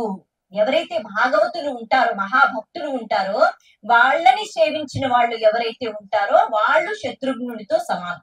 శత్రుఘ్నుడు ఎప్పుడూ కూడా భరతుడి వెంట ఉంటూ ఉండేవారు. ఏ రకంగా అయితే రాముడి వెంట లక్ష్మణుడు ఉంటూ సేవలు చేస్తూ ఉండేవారు, అలాగే భరతుడి వెంట శత్రుఘ్నుడు సేవలు చేస్తూ ఉండేవాడు. అవసరమా ఒకరికొకరు సేవలు చేసుకోవాలి, ఇంకెవరు లేరా? అక్కడ ఉన్నారు. కానీ భాగవతులు అనే తత్వం అర్థం చేసుకోవాలి. కాబట్టి మనం అందరం కూడా ఎక్కడైతే మహాభక్తులు ఉంటారో భాగవతులు అంటారు. వాళ్ళని సేవించుకుంటే భగవంతుణ్ణి సేవించుకున్నట్టే. ఎందుకంటే వాళ్ళు మహానుభావులు. వాళ్ళు భగవంతుణ్ణి చాలా సమీపంగా చూసి వాళ్ళ గుండెల్లో పెట్టుకుంటారు. మనం ఆ స్థాయికి వెళ్ళలేనప్పుడు మనం వాళ్ళని సేవించుకోవాలి కదా. అలా సేవించుకుంటే ఖచ్చితంగా మనము శత్రుఘ్నులు అవుతాం. అయితే శత్రుఘ్నుడు అనే పేరు ఎందుకు పెట్టారు అంటే శత్రువులను ఆయన అంతం చేస్తాడట. మరి ఏం వింటాం మనం, ఆ రాక్షసుల్ని అంతం చేశాడు లేకపోతే ఈ రాజుల్ని చంపాడు పెద్దగా వినాం. కానీ ఇక్కడ శత్రుఘ్నుడు అంతఃశత్రుఘ్నుడు ఎవరైతే ఉంటారో కామము, క్రోధము, లోభము, మోహము, మదము, మాత్సర్యము అనే అంతఃశత్రువులు. ఎక్కడో ఉండరు బయట శత్రువులు. ఉన్నా ఈ లోపల ఉన్న శత్రువులు చాలా ప్రమాదకరమట, మనలోంచి బయటకు వచ్చే శత్రువులు. కాబట్టి శత్రుఘ్నుడు అంటే ఈ శత్రువుల్ని పూర్తిగా తను అలాగా అంటే వాటిని తొక్కి పెట్టి ఎప్పుడూ కూడా ఆయనకి కోపం గాని, క్రోధం గాని, లేకపోతే మోహము ఇవన్నీ ఏమి ఉంటూ ఉండేవి కాదట శత్రుఘ్నుడికి. అటువంటి భావనలు ఉంటూ ఉండేవి కాబట్టి భాగవతుడు అయిన భరతుడిని సేవిస్తూ ఉండేవారు. అలాంటి సేవా భాగ్యం కలగాలి అంటే అంత శత్రువులు ఉండకూడదు. నాలాంటి వాడు లేడు, నేనేమిటి ఆయనకి దండం పెట్టేది, నేనేమిటి ఆయన పక్కన కూర్చునేది, నేనేమిటి ఆయనతో మాట్లాడేది అని అనుకుంటే ఎవరిని మనం సేవించలేం. అందరూ మనకన్నా చిన్నగా కనిపిస్తారు. అంటే శత్రుఘ్నుడు అంటే అంత శత్రువులను అధిగమించిన వాడు శత్రుఘ్నుడు. అందుకే ఆ పేరు పెట్టారట వశిష్ఠుల వారు. కాబట్టి ఇక్కడ ప్రతి ఒక్క పేరుకి, ప్రతి ఒక్క నామానికి ఎంతో వైశిష్ట్యం ఉంటుంది. అందుకని రామాయణంలో ఏ నామం పట్టుకున్నా తరించిపోవచ్చు. ఏ నామమైనా లక్ష్మణ అని అనుకున్నా లక్ష్మణుడు ఏ బాటలో నడిచాడు, అసలు ఆ పేరుకి సంబంధించిన రహస్యం ఏమిటి తెలుసుకుంటే చాలు మనము తరించిపోతాం. మొత్తానికి రామలక్ష్మణ భరత శత్రుఘ్న జననం అన్నది జరిగిపోయింది. బాలకాండలో ఆ తరువాత విషయానికి మనం వచ్చినట్లయితే మనకి వెంటనే విశ్వామిత్రుని యొక్క రాక ఇది మనకి కనిపిస్తుంది కదా. దీని గురించి కూడా మనం మాట్లాడుకుందాం. విశ్వామిత్రుడు వారు ఆయన బ్రహ్మర్షి. మరి ఆయన ఒక యాగం చేస్తున్నారు, కథ మనకి తెలిసిందే. ఇందులో కూడా కొన్ని విశేషమైన విషయాలు ఉన్నాయి, తెలుసుకుందాం. విశ్వామిత్రుల వారు యాగ రక్షణ కోసం రామ లక్ష్మణుల్ని తీసుకుని వెళదాం అనుకుంటారు. ఆయనకి లేదా తపశక్తి, వీళ్ళు మనుషులు, ఆయన బ్రహ్మర్షి, ఆయనకి ఎన్నో శక్తులు ఉన్నాయి. కాకపోతే మహానుభావులు మహర్షులు వాళ్ళ తపశక్తిని లోక కళ్యాణం కోసం ఉపయోగిస్తారు. అంతేగాని యుద్ధాలు చేసేయటం, లేకపోతే శాపాలు ఇచ్చేయటం, లేకపోతే నా కోపం చూస్తావా అని నీళ్లు తీసుకుని శపించేయటం ఎప్పుడో ఇక తప్పదంటే చేస్తారు. గాని మహాజ్ఞానులు ఎవ్వరూ ఉపయోగించుకోరట. వాళ్ళ శక్తిని దాచుకుంటారు. దేనికోసం అంటే మళ్ళీ లోకం కోసం యజ్ఞాలు యాగాలు చేసినప్పుడు వాళ్ళ కోసం కాదు. అటువంటి సమయంలో ఆ తపశక్తి అన్నది ఉపయోగపడుతుంది కాబట్టి దాచుకుంటారు. అలా విశ్వామిత్రుల వారికి చేతకాక కాదు, ఆయన సంహారం చెయ్యలేక కాదు, ఆయన తపశక్తిని వాడదలుచుకోలేదు. అయితే ఇంకొక అద్భుతమైన కార్యం కూడా జరగాలి. మొదట్లో మనం చెప్పుకున్నాం, విశ్వామిత్రుల వారు బ్రహ్మర్షి, ఆయనకి తెలుసు వచ్చింది అక్కడ ఉన్నదెవరు, శ్రీ మహావిష్ణువు. మరి ఒక్కొక్క పని ముందుకు వెళ్ళాలి అంటే ఏదో ఒక సన్నివేశం అన్నది జరుగుతూ ఉండాలి. ఆయన రావాలి, యాగరక్షణ చేయించాలి, రాముడిని శ్రీరాముడు చెయ్యాలి. శ్రీరాముడు అన్న వెంటనే మళ్ళీ అక్కడ మనకి తెలుసు సీతమ్మ వారితో వివాహం అన్నది జరిపించాలి. ఇవన్నీ జరగాలి కాబట్టి మొదటి అడుగు విశ్వామిత్రుల వారు వెళ్ళారు. వెళ్ళిన తర్వాత దశరథ మహారాజు గారిని అడుగుతున్నారు. అడిగితే దశరథ మహారాజు గారు అన్నారట, అంటే నా పిల్లవాడు ఇంకా 14 సంవత్సరాలు, వాడికి ఏమి యుద్ధాలు అవి తెలియదు, చాలా చిన్నవాడు, నేను వస్తాను మీ యాగరక్షణ చేయటం కోసం. అలాగే నా మొత్తం సైన్యం అంతా తీసుకొస్తాను, ఇంకా ఇతరతర రాజుల్ని కూడా అడుగుతాను, కావాలంటే పెద్ద సైన్యంతో నేను వస్తాను, నాకు అలవాటు, నేను యుద్ధాలు చేస్తాను. అందుకే నేను ఖచ్చితంగా అక్కడ రాక్షసులు కానివ్వండి ఎంతమంది ఉంటే అందరినీ నేను చంపుతాను, నేను మీకు ఉంటాను రక్షణని. కానీ ఆయన దశరథుడి కోసం రాలేదు కదా. అయితే విశ్వామిత్రుడు వారు అంటారట, నీ కుమారుడు చిన్న పిల్లవాడు అని నువ్వు అనుకుంటున్నావు, కానీ నీ కుమారుడు ఎవరో నాకు తెలుసు అన్నారట. కానీ బయటికి చెప్పలేదు, ఆయనకి తెలుసు. అందుకని ఆయన అన్నారు, నీ కొడుకు చిన్నవాడు, ఏమీ చెయ్యలేడు యుద్ధాలు అని నువ్వు భయపడుతున్నావు, కానీ నీ కుమారుడు ఎవడో నాకు తెలుసు. అయినా నేను వచ్చిన తర్వాత మాట ఇచ్చావు కదా, నేను ఏదైతే అడుగుతానో ఇస్తానని, మరి ఇప్పుడు మాట తప్పుతావా, నీ కుమారుణ్ణే పంపించాలి అని విశ్వామిత్రుడు వారు కొద్దిగా కోపంతో ఉన్నప్పుడు వశిష్ఠుల వారు గబగబా తీసుకుని వెళ్తారట. దశరథుల వారిని తీసుకుని వెళ్ళి పక్కకు వెళ్ళి చెప్తారట, అసలు ఏం మాట్లాడుతున్నావు నువ్వు, వచ్చింది ఎవరు అనుకుంటున్నావు, బ్రహ్మర్షి విశ్వామిత్రుడు, ఆయనతో నీ కుమారుణ్ణి పంపిస్తే యాగరక్షణ పక్కన పెడితే ఎన్నో విద్యలు నేర్చుకుంటారు. ఆయన అసలు ఈ రాజ్యంలో అడుగు పెట్టడమే మన అదృష్టం. అటువంటి విశ్వామిత్రుల వారు వచ్చి నీ పిల్లల్ని తీసుకుని వెళతానంటే నీకు ఇంకంతకంటే ఏం కావాలి? అంటే వాళ్ళతో పంపించు. విశ్వామిత్రుల వారు కేవలం తనదేదో పని ఉంది అది చేయించుకుంటారని మాత్రం అనుకోకు. ఎన్నో అస్త్రాలు, ఎన్నో శస్త్రాలు, ఎన్నో విద్యలు, ఎవ్వరూ నేర్పించని విద్యలు విశ్వామిత్రుల వారు నేర్పిస్తారు. ఇంతకన్నా మహద్భాగ్యం నీకు లేదు అని చెప్తారు. అయితే కులగురువు ఆయన మాట ఎప్పుడు కాదన్నరుగా దశరథుల వారు. సరే అని కొద్దిగా భయం ఎంత ఉన్నా అది పక్కన పెట్టి సరే పంపిస్తాను అని ఒప్పుకున్నారు. రాముల వారినే అడిగారు, కానీ మళ్ళీ వెంట లక్ష్మణుడు వచ్చేశాడు. నవ్వుకుంటూ తీసుకుని వెళ్ళిపోయారట. రామాయణంలో ఒక సందర్భంలో మనకి చెప్తారు, వాళ్ళు అలా వెళుతూ ఉంటే ఎలా ఉంది అంటే బ్రహ్మదేవుడు అశ్విని దేవతలను పట్టుకుని నడుస్తున్నట్టు ఉంది అని చెప్తారు. వాస్తవానికి బోల్డన్ని పోలికలు అందులో ఉన్నాయి. కొన్నిటి గురించి మాట్లాడుకుంటున్నాం. ఎందుకు ఈ మాట నాకు చెప్పాలనిపించింది అంటే బ్రహ్మదేవుడు అంటే ఆయన సృష్టికర్త కదా. అటువంటి బ్రహ్మ స్వరూపం అంటే ఇక్కడ విశ్వామిత్రుల వారు ఒక సృష్టికర్త. ఎవరిని ఆయన సృష్టిస్తున్నారు? రాముడి వారి జననం అయిపోయింది కదా, కానీ ఇక్కడ ఎవరిని సృష్టిస్తున్నారు అంటే ఇక్కడ అశ్విని దేవతలు అని చెప్పారు. అశ్విని దేవతలు అంటే వైద్యులు. వాళ్ళు దేవలోకానికి సంబంధించిన వైద్యులు. వాళ్ళు అన్ని రోగాలని కూడా పోగొడతారు. ముఖ్యంగా మానసిక రోగాల్ని కూడా వాళ్ళు పోగొడతారు. కాబట్టి ఇప్పుడు వీళ్ళు వైద్యులుగా బయలుదేరారు. మనకు అంటారు కదా విష్ణు సహస్రనామ స్తోత్రంలో కూడా నారాయణుడు ఆయన ఆది వైద్యుడు. ఆయన అన్ని రోగాలని కూడా హరింప చేస్తాడు. హరి అన్ని రోగాలను హరింప చేస్తాడు. ఇప్పుడు అప్పటి వరకు ఒక రాజకుమారుడిగా తన అయోధ్యలో తన రాజ్యంలో చిన్న పిల్లవాడిగా 14 ఏళ్ళు కదా హాయిగా ఉంటున్న ఈ వ్యక్తి ఇప్పుడు బయలుదేరాడు. దేనికోసం అంటే ఆయన మహా వైద్యుడిగా బయలుదేరాడు. ఎక్కడుంది రోగం అంటే ఆ రాక్షసుని చంపటము, తద్వారా లోకరక్షణ చేయటము. కాబట్టి ఆయన ఒక ఆయుధంగా కాదు, ఆయన ఒక చక్కని మందుగా. అంటే మనకి ఏదైనా బాధ కలిగితే మనం ఆ ఔషధం వాడితే బాధ పోతుంది కదా, అటువంటి లోకానికి సంబంధించిన ఒక భయంకరమైన బాధని పోగొట్టడానికి ఆయన ఒక ఔషధంగా ఆయన బయలుదేరారు అనే వర్ణన చెప్తారనమాట. అలా బయలుదేరిన తర్వాత వాళ్ళకి ఒక ప్రదేశానికి తీసుకుని వెళ్ళారు. అసలు ఏ యాగం చేస్తున్నారు, అక్కడ ఎవరొచ్చి ఇబ్బంది పెడుతున్నారు, వీటి గురించి చెప్పాలి కదా.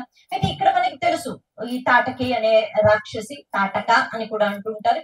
తాటక సంహారము అన్నది మొట్టమొదటిసారిగా రాముల వారు ఒక రాక్షసుడిని చంపారు అంటే, రాక్షసిని చంపారంటే తాటకి. అయితే ఇప్పుడు ఇంతకీ తాటకి ఎవరు, ఎందుకు ఇబ్బంది పడుతుంది, తాటకి కథ కూడా మనకి ఉంటుంది, తెలుసుకోవాలి. మనకి సాధారణంగా చాలా మందికి తాటకి అనే రాక్షసి అని తెలుసు, కానీ తాటకి ఎవరు, ఎందుకు ఇలా ఉంది, ఈ తాటకి కథలోంచి కూడా మనం ఎన్నో నేర్చుకోవచ్చు. ఎందుకంటే మనం అక్కడ కనిపిస్తూ ఉంటాం అనమాట. ఎక్కడెక్కడ రాక్షసులు ఉంటారో అక్కడ మనం కనిపించాలి ఖచ్చితంగా. ఎందుకు అంటే కలియుగం కదా, మనలో కూడా రాక్షసత్వం ఉంటుంది, మనం కూడా రాక్షసులుగా మారిపోతూ ఉంటాం, కాదు అనడానికి లేదు. సరే, ఇప్పుడు ఆయన చెప్తున్నారు ఎందుకు ఈ తాటకి అనే రాక్షసి వచ్చింది, అసలు ఏం జరిగింది చెప్తున్నారు అనమాట. విశ్వామిత్రుల వారు చెప్పాలి కదా ఎక్కడికి తీసుకెళ్తున్నారు, ఎందుకోసం అని. ఇప్పుడు ఆయన చెప్తున్నారు 2 ప్రదేశాలు ఉన్నాయని చూపిస్తున్నారు. ఒకటి మలదము, ఇంకొకటి కరుషము. పేర్లు మలదము, కరుషము. ఇక్కడ పూర్వం జనసంచారం చాలా ఉండేది, జానపదులు ఉండేవారు. అందరూ చాలా ఆనందంగా జీవితాన్ని గడుపుతూ ఉండేవారు. కానీ ఉన్నట్టుండి తాటకి అనే రాక్షసి రావడం, మరి ఆ రాక్షసి ఏదో హాయిగా కాళ్ళ మీద కాలు వేసుకుని కూర్చుంది అన్నది కాదు, భక్షిస్తూ ఉండేది నరమాంసాన్ని. కాబట్టి ఎవరుంటారు, అందుకే ఆ ప్రదేశంలో అందరూ వెళ్ళిపోయారు. కాబట్టి ఈ తాటకి అనే రాక్షసి ఈ ప్రదేశానికి వచ్చింది, అందరినీ ఇబ్బంది పెట్టింది. కాబట్టి ఈ ప్రదేశంలో ఇప్పుడు జనసంచారం లేదంటే వాళ్ళు అలా వెళుతూ ఉంటే చూస్తూ ఎక్కడ పడితే అక్కడ మాంసపు ముద్దలు, ఎప్పుడో ఎండిపోయినవి, రక్తపు మరకలు అవన్నీ కనిపిస్తున్నాయట. అందుకే రాముల వారు అడుగుతారు, ఇదేంటిది ఇంత భయంకరంగా ఉంది ప్రదేశం. ఇప్పుడు చెప్తున్నారు. అయితే పూర్వం సుప్రతీకుడు అనే ఒక వ్యక్తి ఉండేవాడు. ఆయన ఘోర తపస్సు చేశారు. ఆయనకి సంతానం లేదు కాబట్టి కొడుకు కోసం ఆయన తపస్సు చేస్తే అప్పుడు బ్రహ్మగారు ప్రత్యక్షమై అంటారు, నేను నీకు కొడుకుని ఇవ్వను, కానీ 1000 ఏనుగుల బలం కలిగిన ఒక కుమార్తెను ఇస్తాను. ఆమె కామరూపి, ఆమె ఏ రూపం కావాలంటే ఆ రూపాన్ని ధరిస్తుంది. అలా బోల్డంత బలం కలిగిన ఒక కుమార్తెని ఇస్తాను, నేను నీకు కొడుకుని ఇవ్వను అన్నారు. సరే అన్నారు. ఇప్పుడు ఈ కుమార్తెకి తాటక లేకపోతే తాటకి అని కూడా అంటుంటారు, ఆ పేరు పెట్టారు. అప్పటి వరకు ఆవిడ రాక్షసి అంటే కాదు, ఇప్పుడు బాగానే ఉండేది. అయితే ఆ తర్వాత ఆవిడకి వివాహం అయింది. వివాహం అయిన తర్వాత ఇప్పుడు ఈ భర్త అంటే సునందుడు అంటారు. ఈ భర్త ఏం చేశాడు, ఒకానొక సమయంలో అగస్త్య మహర్షి దగ్గరికి వెళ్లి ఆయనని అల్లరి పెట్టడం నేర్చుకున్నట్ట. అగస్త్య మహర్షి అంటే ఆయన అసలు ఏకంగా ఒకానొక సమయంలో సముద్రాన్ని ఆపోసన పట్టేశాడు. పూర్తిగా సముద్రాన్ని ఆయన తీసేసుకున్నాడు, స్వీకరించాడు. తర్వాత దేవతలు విడిచిపెట్టమంటే అది పూర్తిగా వేరే కథ, మళ్ళీ విడిచిపెట్టారట. అటువంటి అగస్త్య మహర్షిని ఏడిపిస్తే, లేకపోతే ఏదో ఒకటి అంటే ఆయన ఎందుకు ఊరుకుంటారు? సరే, మహర్షులు ఊరికి తగులు పెట్టుకోరు కాబట్టి ఆయన ఊరుకున్నాడు. అయినా ఈయన ఒప్పుకోలేదట. ఏదో తగాదాలు, యుద్ధము, దానికి ఆయన చనిపోయాడు. ఇప్పుడు నా భర్తను చంపింది అగస్త్య మహర్షి కాబట్టి నేను వెళ్ళి ఆయన్ని చంపేస్తాను అని అనుకుంది తాటకి. కారణం ఏమిటి అంటే ఆవిడ దగ్గర 1000 ఏనుగుల బలం ఉంది కదా. ఇది మనం మన జీవితానికి ఎలా అన్వయం చేసుకోవాలి? సాధారణంగా మనం అనుకుంటాం భగవంతుడు ఇచ్చిన శక్తి ఏదైతే ఉందో దీన్ని ఉపయోగిస్తూ మనం ఏమైనా చేయగలుగుతాం. కానీ అటువంటి శక్తిని దుర్వినియోగం ఎప్పుడు చేసుకుంటామో మనలో రాక్షసత్వం బయటకు వచ్చి మనం కూడా రాక్షసులుగా మారిపోతాం. ఇప్పుడు ఈవిడ రాక్షస స్త్రీ కాదు, కానీ ఆవిడ తనలో ఉన్న బలాన్ని ఒక మహర్షిని అంతం చేయడానికి ఆవిడ వెనకాడలేదు. నా భర్త ఏం తప్పు చేశాడు, నేను మళ్ళీ ఎందుకు తప్పు చెయ్యాలి, నా శక్తిని దుర్వినియోగం చేసుకోకూడదు అనే ఆలోచన ఆవిడికి లేదు. తాటకి జీవితం కూడా మనకి ఎన్నో విషయాలు నేర్పిస్తుంది. అలా ఆ తాటకి మొత్తానికి వెళ్ళింది, అగస్త్య మహర్షిని ఏకంగా చంపేద్దామని వెళ్ళిపోయింది. తనతో పాటు తన కుమారుడు కూడా, తనకి సుబాహుడు అలాగే మారీచుడు అనే 2 పిల్లలు. ఇప్పుడు వీళ్ళు వెళ్ళారు. వీళ్ళు కూడా అంతం చేసే ఆ ప్రయత్నంలో ఉన్నప్పుడు అగస్త్య మహర్షి వాళ్ళని శపిస్తారు. సర్లే అని విడిచిపెట్టేస్తారు, ఎందుకులే అని చంపేయటం అని శపిస్తారు. అంటే ఇంత రాక్షసత్వంతో మీరు ఉంటున్నారు కదా, కాబట్టి మీరు రాక్షసులు అయిపోతారు అని. ఆవిడని అంటారు, నువ్వు వికృత రూపాన్ని ధరిస్తావు, నువ్వు ఒక రాక్షసి అయిపోతావు, అలాగే నీ పిల్లలు కూడా, వాళ్ళు కూడా రాక్షసులు అయిపోతారు, మీరు అలాగే తిరగండి ఈ అడవిలో అని చెప్పి ఆయన శాపం ఇచ్చి ఆయన వెళ్ళిపోయారు. ఆయన ఎవరు ఏం చేయలేరుగా. ఇప్పుడు వీళ్ళు ఆ రకంగా శుభ్రంగా ఉన్న వాళ్ళు రాక్షసులుగా మారిపోయారు. అలా మారిపోయి, రాక్షసులు అంటే అది కూడా నరమాంస భక్షకులు కాబట్టి వాళ్ళకి మాంసం కావాలి. అలా వాళ్ళు ఆ ప్రదేశాలకి వచ్చి అక్కడ అందరినీ ఇబ్బంది పెడుతున్నారు. అయితే ఆ ప్రదేశానికి సంబంధించి కూడా ఒక కథ మనకి చెప్తారు. ఈ మలదము అలాగే కరుషము ఎలా ఏర్పడ్డాయి అంటే, పూర్వం ఇంద్రుడు ఆయన వృత్రాసురుడు అనే రాక్షసుడిని అంతం చేస్తారు. అయితే ఆ రాక్షసుడు ఆయన బ్రాహ్మణుడు, రాక్షసుడైనా కూడా రావణాసురుడు కూడా బ్రాహ్మణుడే కదా. కాబట్టి బ్రహ్మహత్య పాపం ఆయనకు చుట్టుకుందట. అలా బ్రహ్మహత్య పాపం ఇంద్రుడికి చుట్టుకున్న తర్వాత, అంటే లోక కళ్యాణం కోసం చేసిన విధియే అయినా పాపాలు అన్నప్పుడు అందరూ పుచ్చుకోవాలి అన్నది మనకి శాస్త్రం చెప్తుంది. అందుకే వింటూ ఉంటాం మనం, ఇంద్రుడు కూడా ఈ పాపాన్ని అనుభవించాడు, ఇలా కొంతకాలం తపస్సు చేశాడు, పూజలు చేశాడు, మళ్ళీ శాపాన్ని పూర్తిగా ఇది చేసుకున్నాడని. కారణం ఏమిటి అంటే, ఎవరికైనా తప్పదు, ఒక చిన్న తప్పు చేస్తే దాని ఫలితం ఎవరైనా అనుభవించాలి అని మన పురాణాల్లో, మన కథల్లో తెలుస్తూ ఉంటుంది. సరే, ఇప్పుడు ఆయనకు వచ్చిన ఈ పాప ఫలితం ఎలా పట్టుకుని తిరుగుతోంది అంటే, ఒకటి ఆకలి వేస్తోందట ఆయనకి, విపరీతమైన ఆకలి. సరే, ఆకలిస్తే ఏముంది, ఏదోటి తినేస్తే అయిపోయింది కదా అన్నది కాదు, తీరని ఆకలి, దాన్ని కరుషము అంటారు. అలాగే ఆయనకి మలం అన్నది పట్టుకుందట. దేవతలకి మనలా అలా మలం పట్టుకోదు. మనం రాత్రి పడుకున్న తర్వాత చెవిలో మలము, అలాగే శరీరంలో మలము, పొద్దున్నే లేచి స్నానం చేస్తాం కదా, ఈ మలాన్ని పోగొట్టుకోవడానికి. భగవత్ స్వరూపాలకి అలా మలం అన్నది ఉండదు, వాళ్ళంతా తిరిగిన. అంటే ఇప్పుడు ఇంద్రుడికి ఇది పట్టుకుంది, బ్రహ్మహత్యా పాపం దోషంగా ఆకలి, మలము.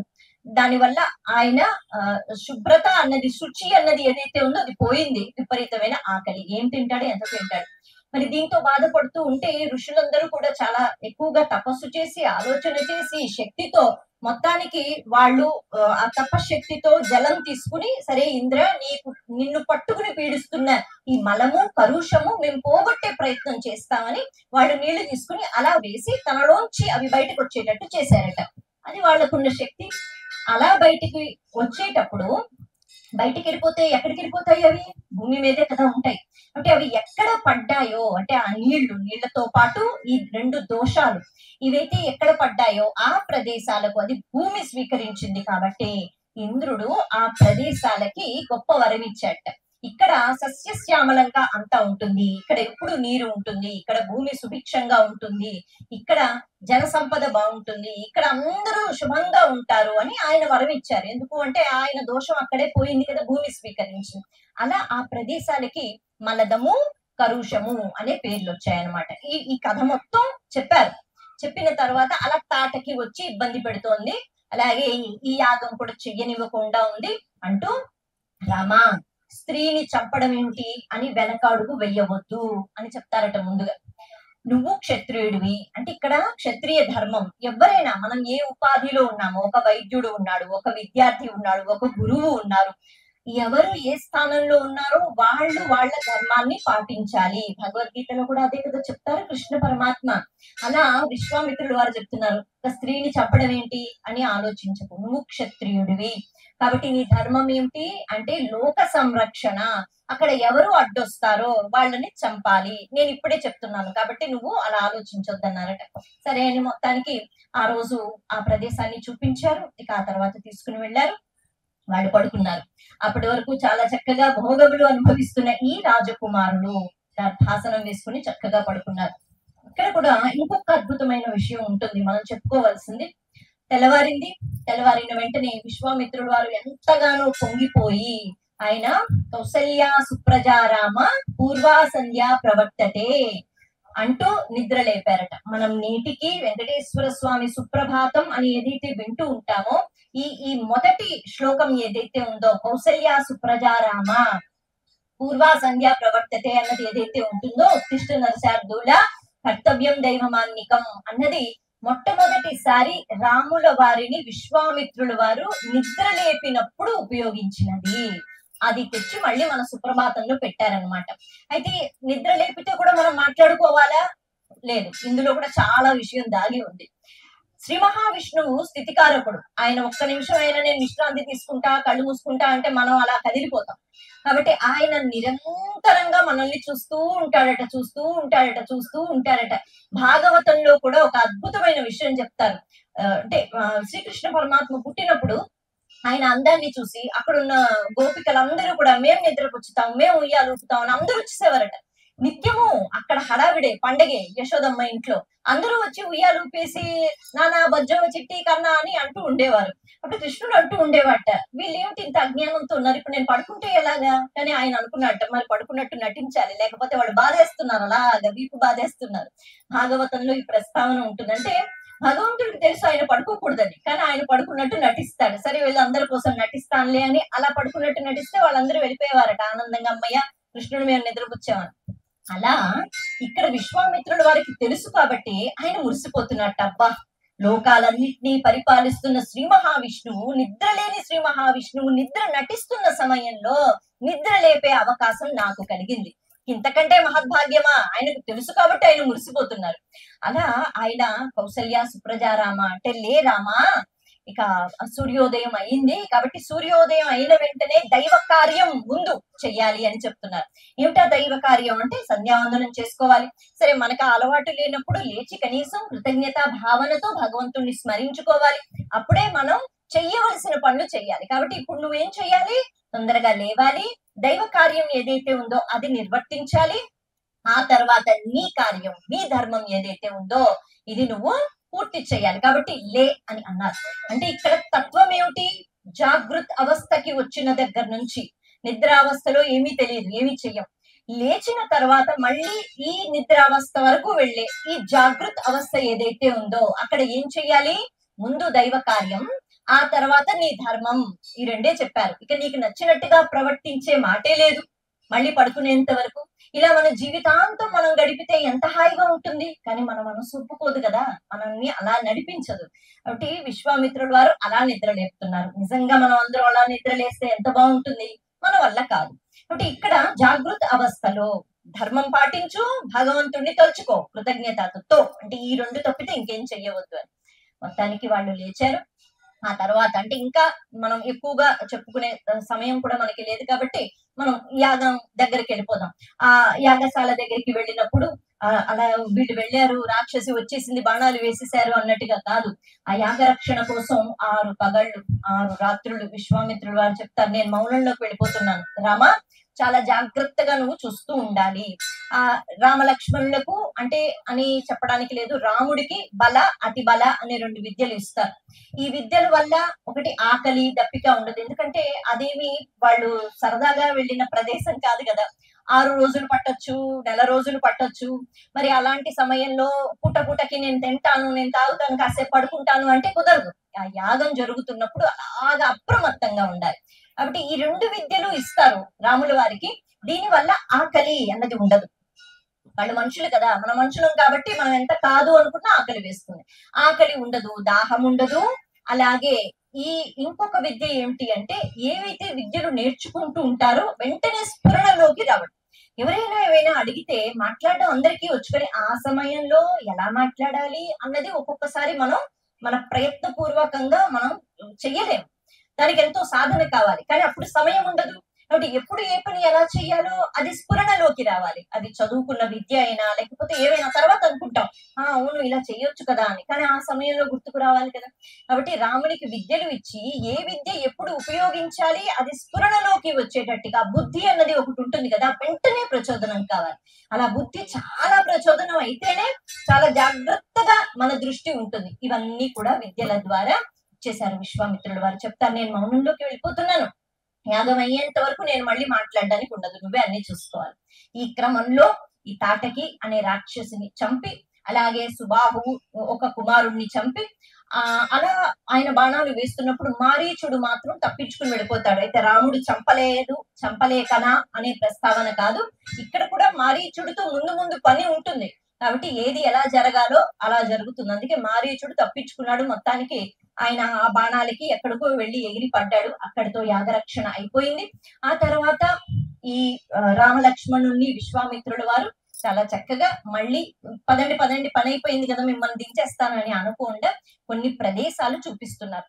ఆ ప్రదేశాలు వాటి ప్రస్తావన అవసరమా అంటే అవసరం. ఎందుకంటే రాముడు వారు అప్పుడే ఇంకా ఆయనకి 14 ఏళ్ళు కదా, ముందు ఆయన యువరాజు అవ్వాలి, రాజు అవ్వాలి. ఒక క్షత్రియుడు ఎలా ఆలోచన చెయ్యాలి, లేకపోతే ఒక మనిషి ఎలా ప్రవర్తించాలి, ఎన్నో సార్లు మనకి చెప్తూ ఉంటారు. పురాణాలు చదవండి, లేకపోతే కథలు చదవండి. ఎందుకు చెప్తారు అంటే, అందులో ఉన్న పాత్రల గురించి తెలుసుకుంటున్నప్పుడు ఓహో ఇలా ఉండకూడదు, ఓహో ఇలాగే ఉండాలి అని మనకి తెలుస్తుంది. కాబట్టి ఇక్కడ విశ్వామిత్రుల వారు కొన్ని ప్రదేశాలు చూపిస్తున్నారు. ఆ ప్రదేశాలకి సంబంధించి కొన్ని కథలు చెప్తున్నారు. అంటే కథలు కాదు, వాస్తవాలు. అలా చెప్తూ ఎలా ఉండాలి, ఎలా ఉండకూడదు, ఏది ధర్మం ఏది కాదు వీరికి తెలియదు అని కాదు, కానీ మనిషిగా వచ్చాడు, నరుడిగా వచ్చాడు కాబట్టి గురుస్థానంలో ఉన్నారు విశ్వామిత్రుల వారు. అందుకే అన్ని చెప్పాలనుకుంటున్నారు అడగకుండా. ఇది గురువు యొక్క ప్రత్యేకత. అడగరు విద్యార్థులు, అయినా చెప్తారు. ఇప్పుడు ఆయన్ని అలా తీసుకుని వెళుతూ కొన్ని ప్రదేశాలు చూపిస్తున్నారు. అందులో ముఖ్యంగా సిద్ధాశ్రమం అని చూపిస్తారట. ఈ సిద్ధాశ్రమం యొక్క ప్రత్యేకత ఏమిటి అంటే, ఇక్కడే బలి చక్రవర్తి 100వ యాగం చేశారు. అలాగే ఆ యాగం చేస్తున్నప్పుడు వామన రూపంలో శ్రీ మహావిష్ణువు రావడము, ఇక్కడ బలిని అనుగ్రహించడము, అలాగే ఇక్కడ ఎంతో మంది సిద్ధులు యోగులు వచ్చి తపస్సులు చేసుకున్నారు, భగవంతుని అనుగ్రహాన్ని పొందారు. కాబట్టి దీన్ని సిద్ధాశ్రమం అంటారు అని వామన అవతారం గురించి కూడా చెప్తారట.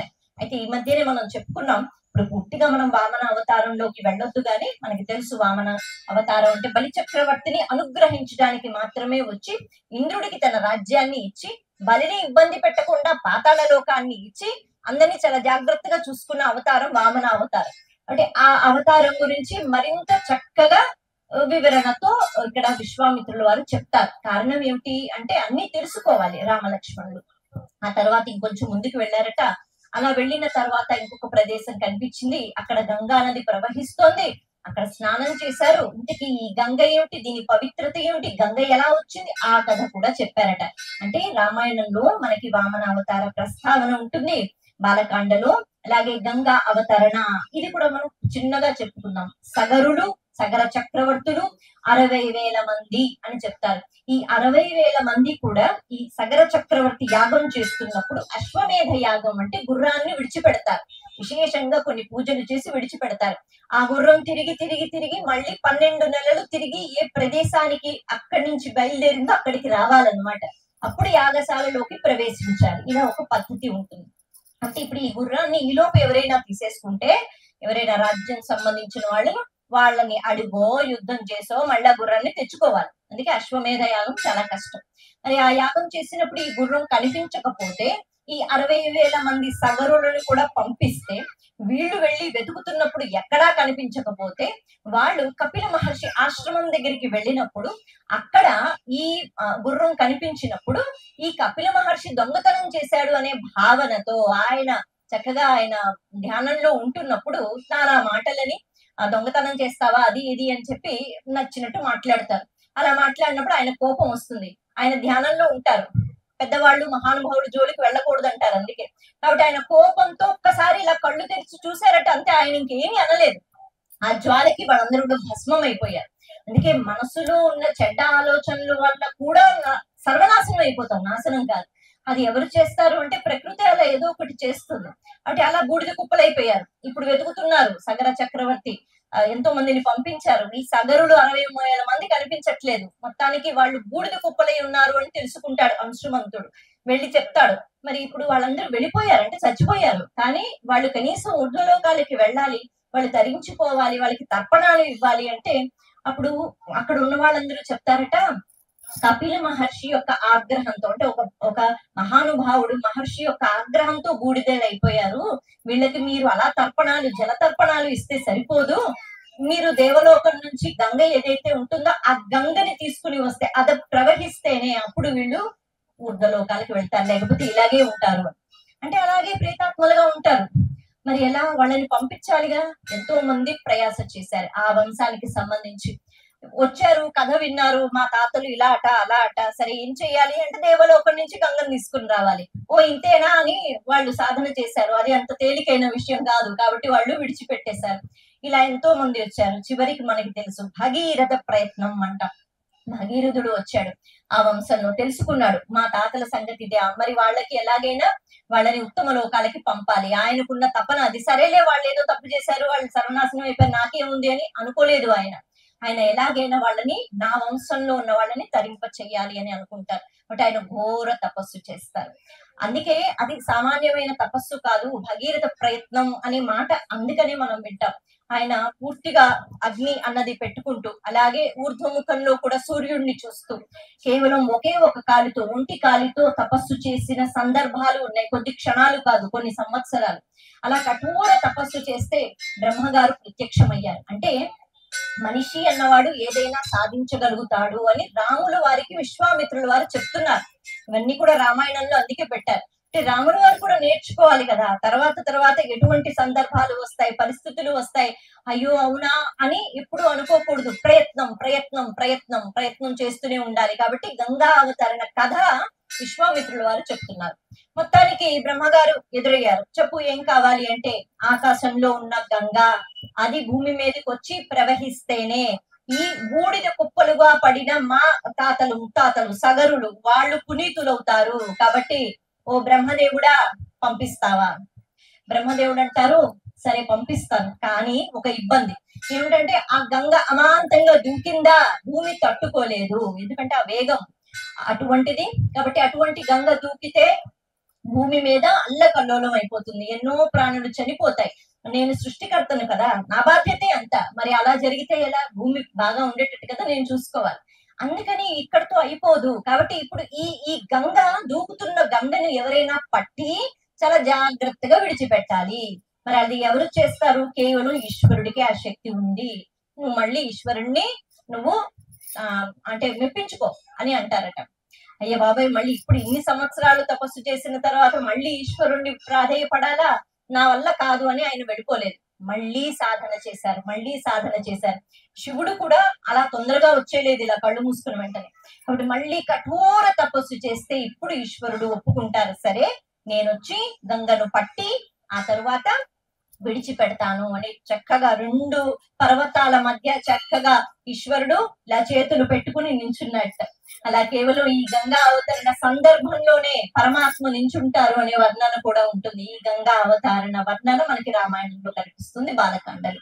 అలా నించున్న వెంటనే పైనుంచి గంగ అనుకుంటుందట, ఏమిటి ఇలా నించున్నాడు, అసలు నేను దూకితే ఏమైపోతాడో తెలుసా, అసలు భూమి ఏమైపోతుంది అనే అహంకారంతో ఉందట పైన స్వర్గలోకంలో ఉన్న గంగ. ఇదే ఉంటుంది కదా మనందరికి, చిన్న శక్తి ఏమైనా ఉంటే దాన్ని పట్టుకుని విరవీగిపోతూ ఉంటాం. గంగమ్మ కూడా అలాగే అనుకుందట. అమాంతంగా ఒక్కసారి దూకింది.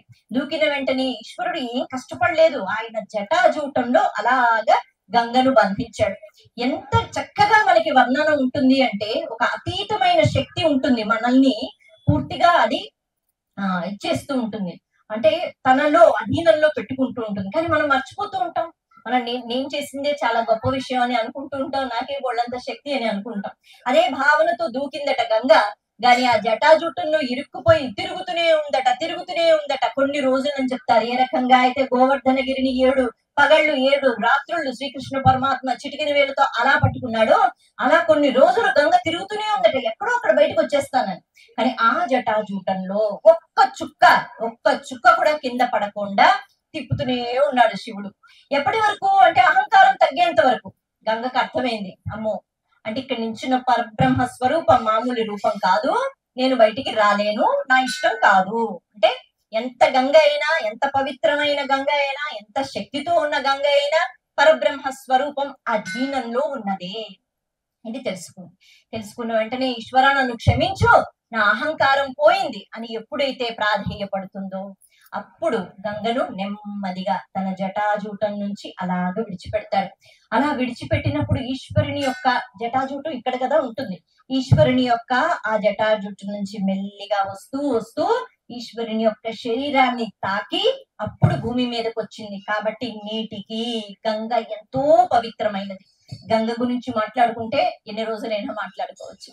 ఇప్పటికీ ఆ నీరులో ఒక్క పురుగు రాదు, వాసన రాదు, అసలు ఏమీ పట్టదు. అలా ఎలా ఉంటుంది? ఎన్నో దేశాల వాళ్ళు ఆశ్చర్యపోతున్నారు. అంటే కారణం ఇదే, నమ్మకం లేని వాడికి లేదు, కానీ ఈశ్వరుని యొక్క శరీరం నుంచి బయటకు వచ్చింది కాబట్టి ఆ పవిత్రత ఇంకా వేరే జలానికి లేదు.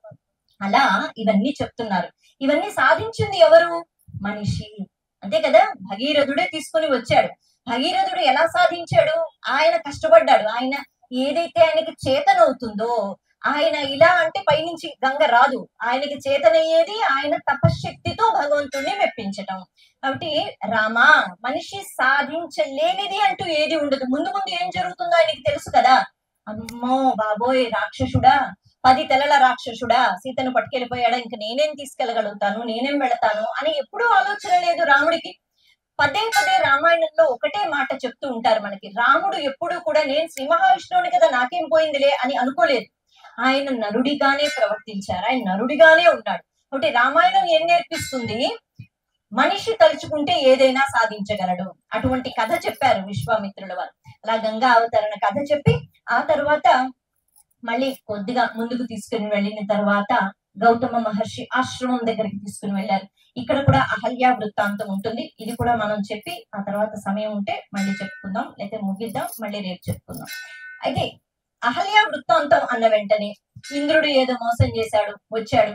ఆ తర్వాత అహల్య పాపం అనవసరంగా ఇరుక్కుపోయింది. గౌతమ మహర్షి శాపం ఇచ్చేశాడు, ఆవిడేదో బండరాయి అయిపోయింది. రాములు వారు వచ్చారు, కాళ్లతో అలా అన్నారు, ఆ రాయి కాస్త మనిషి అయిపోయింది. ఇవన్నీ వింటూ ఉంటాం.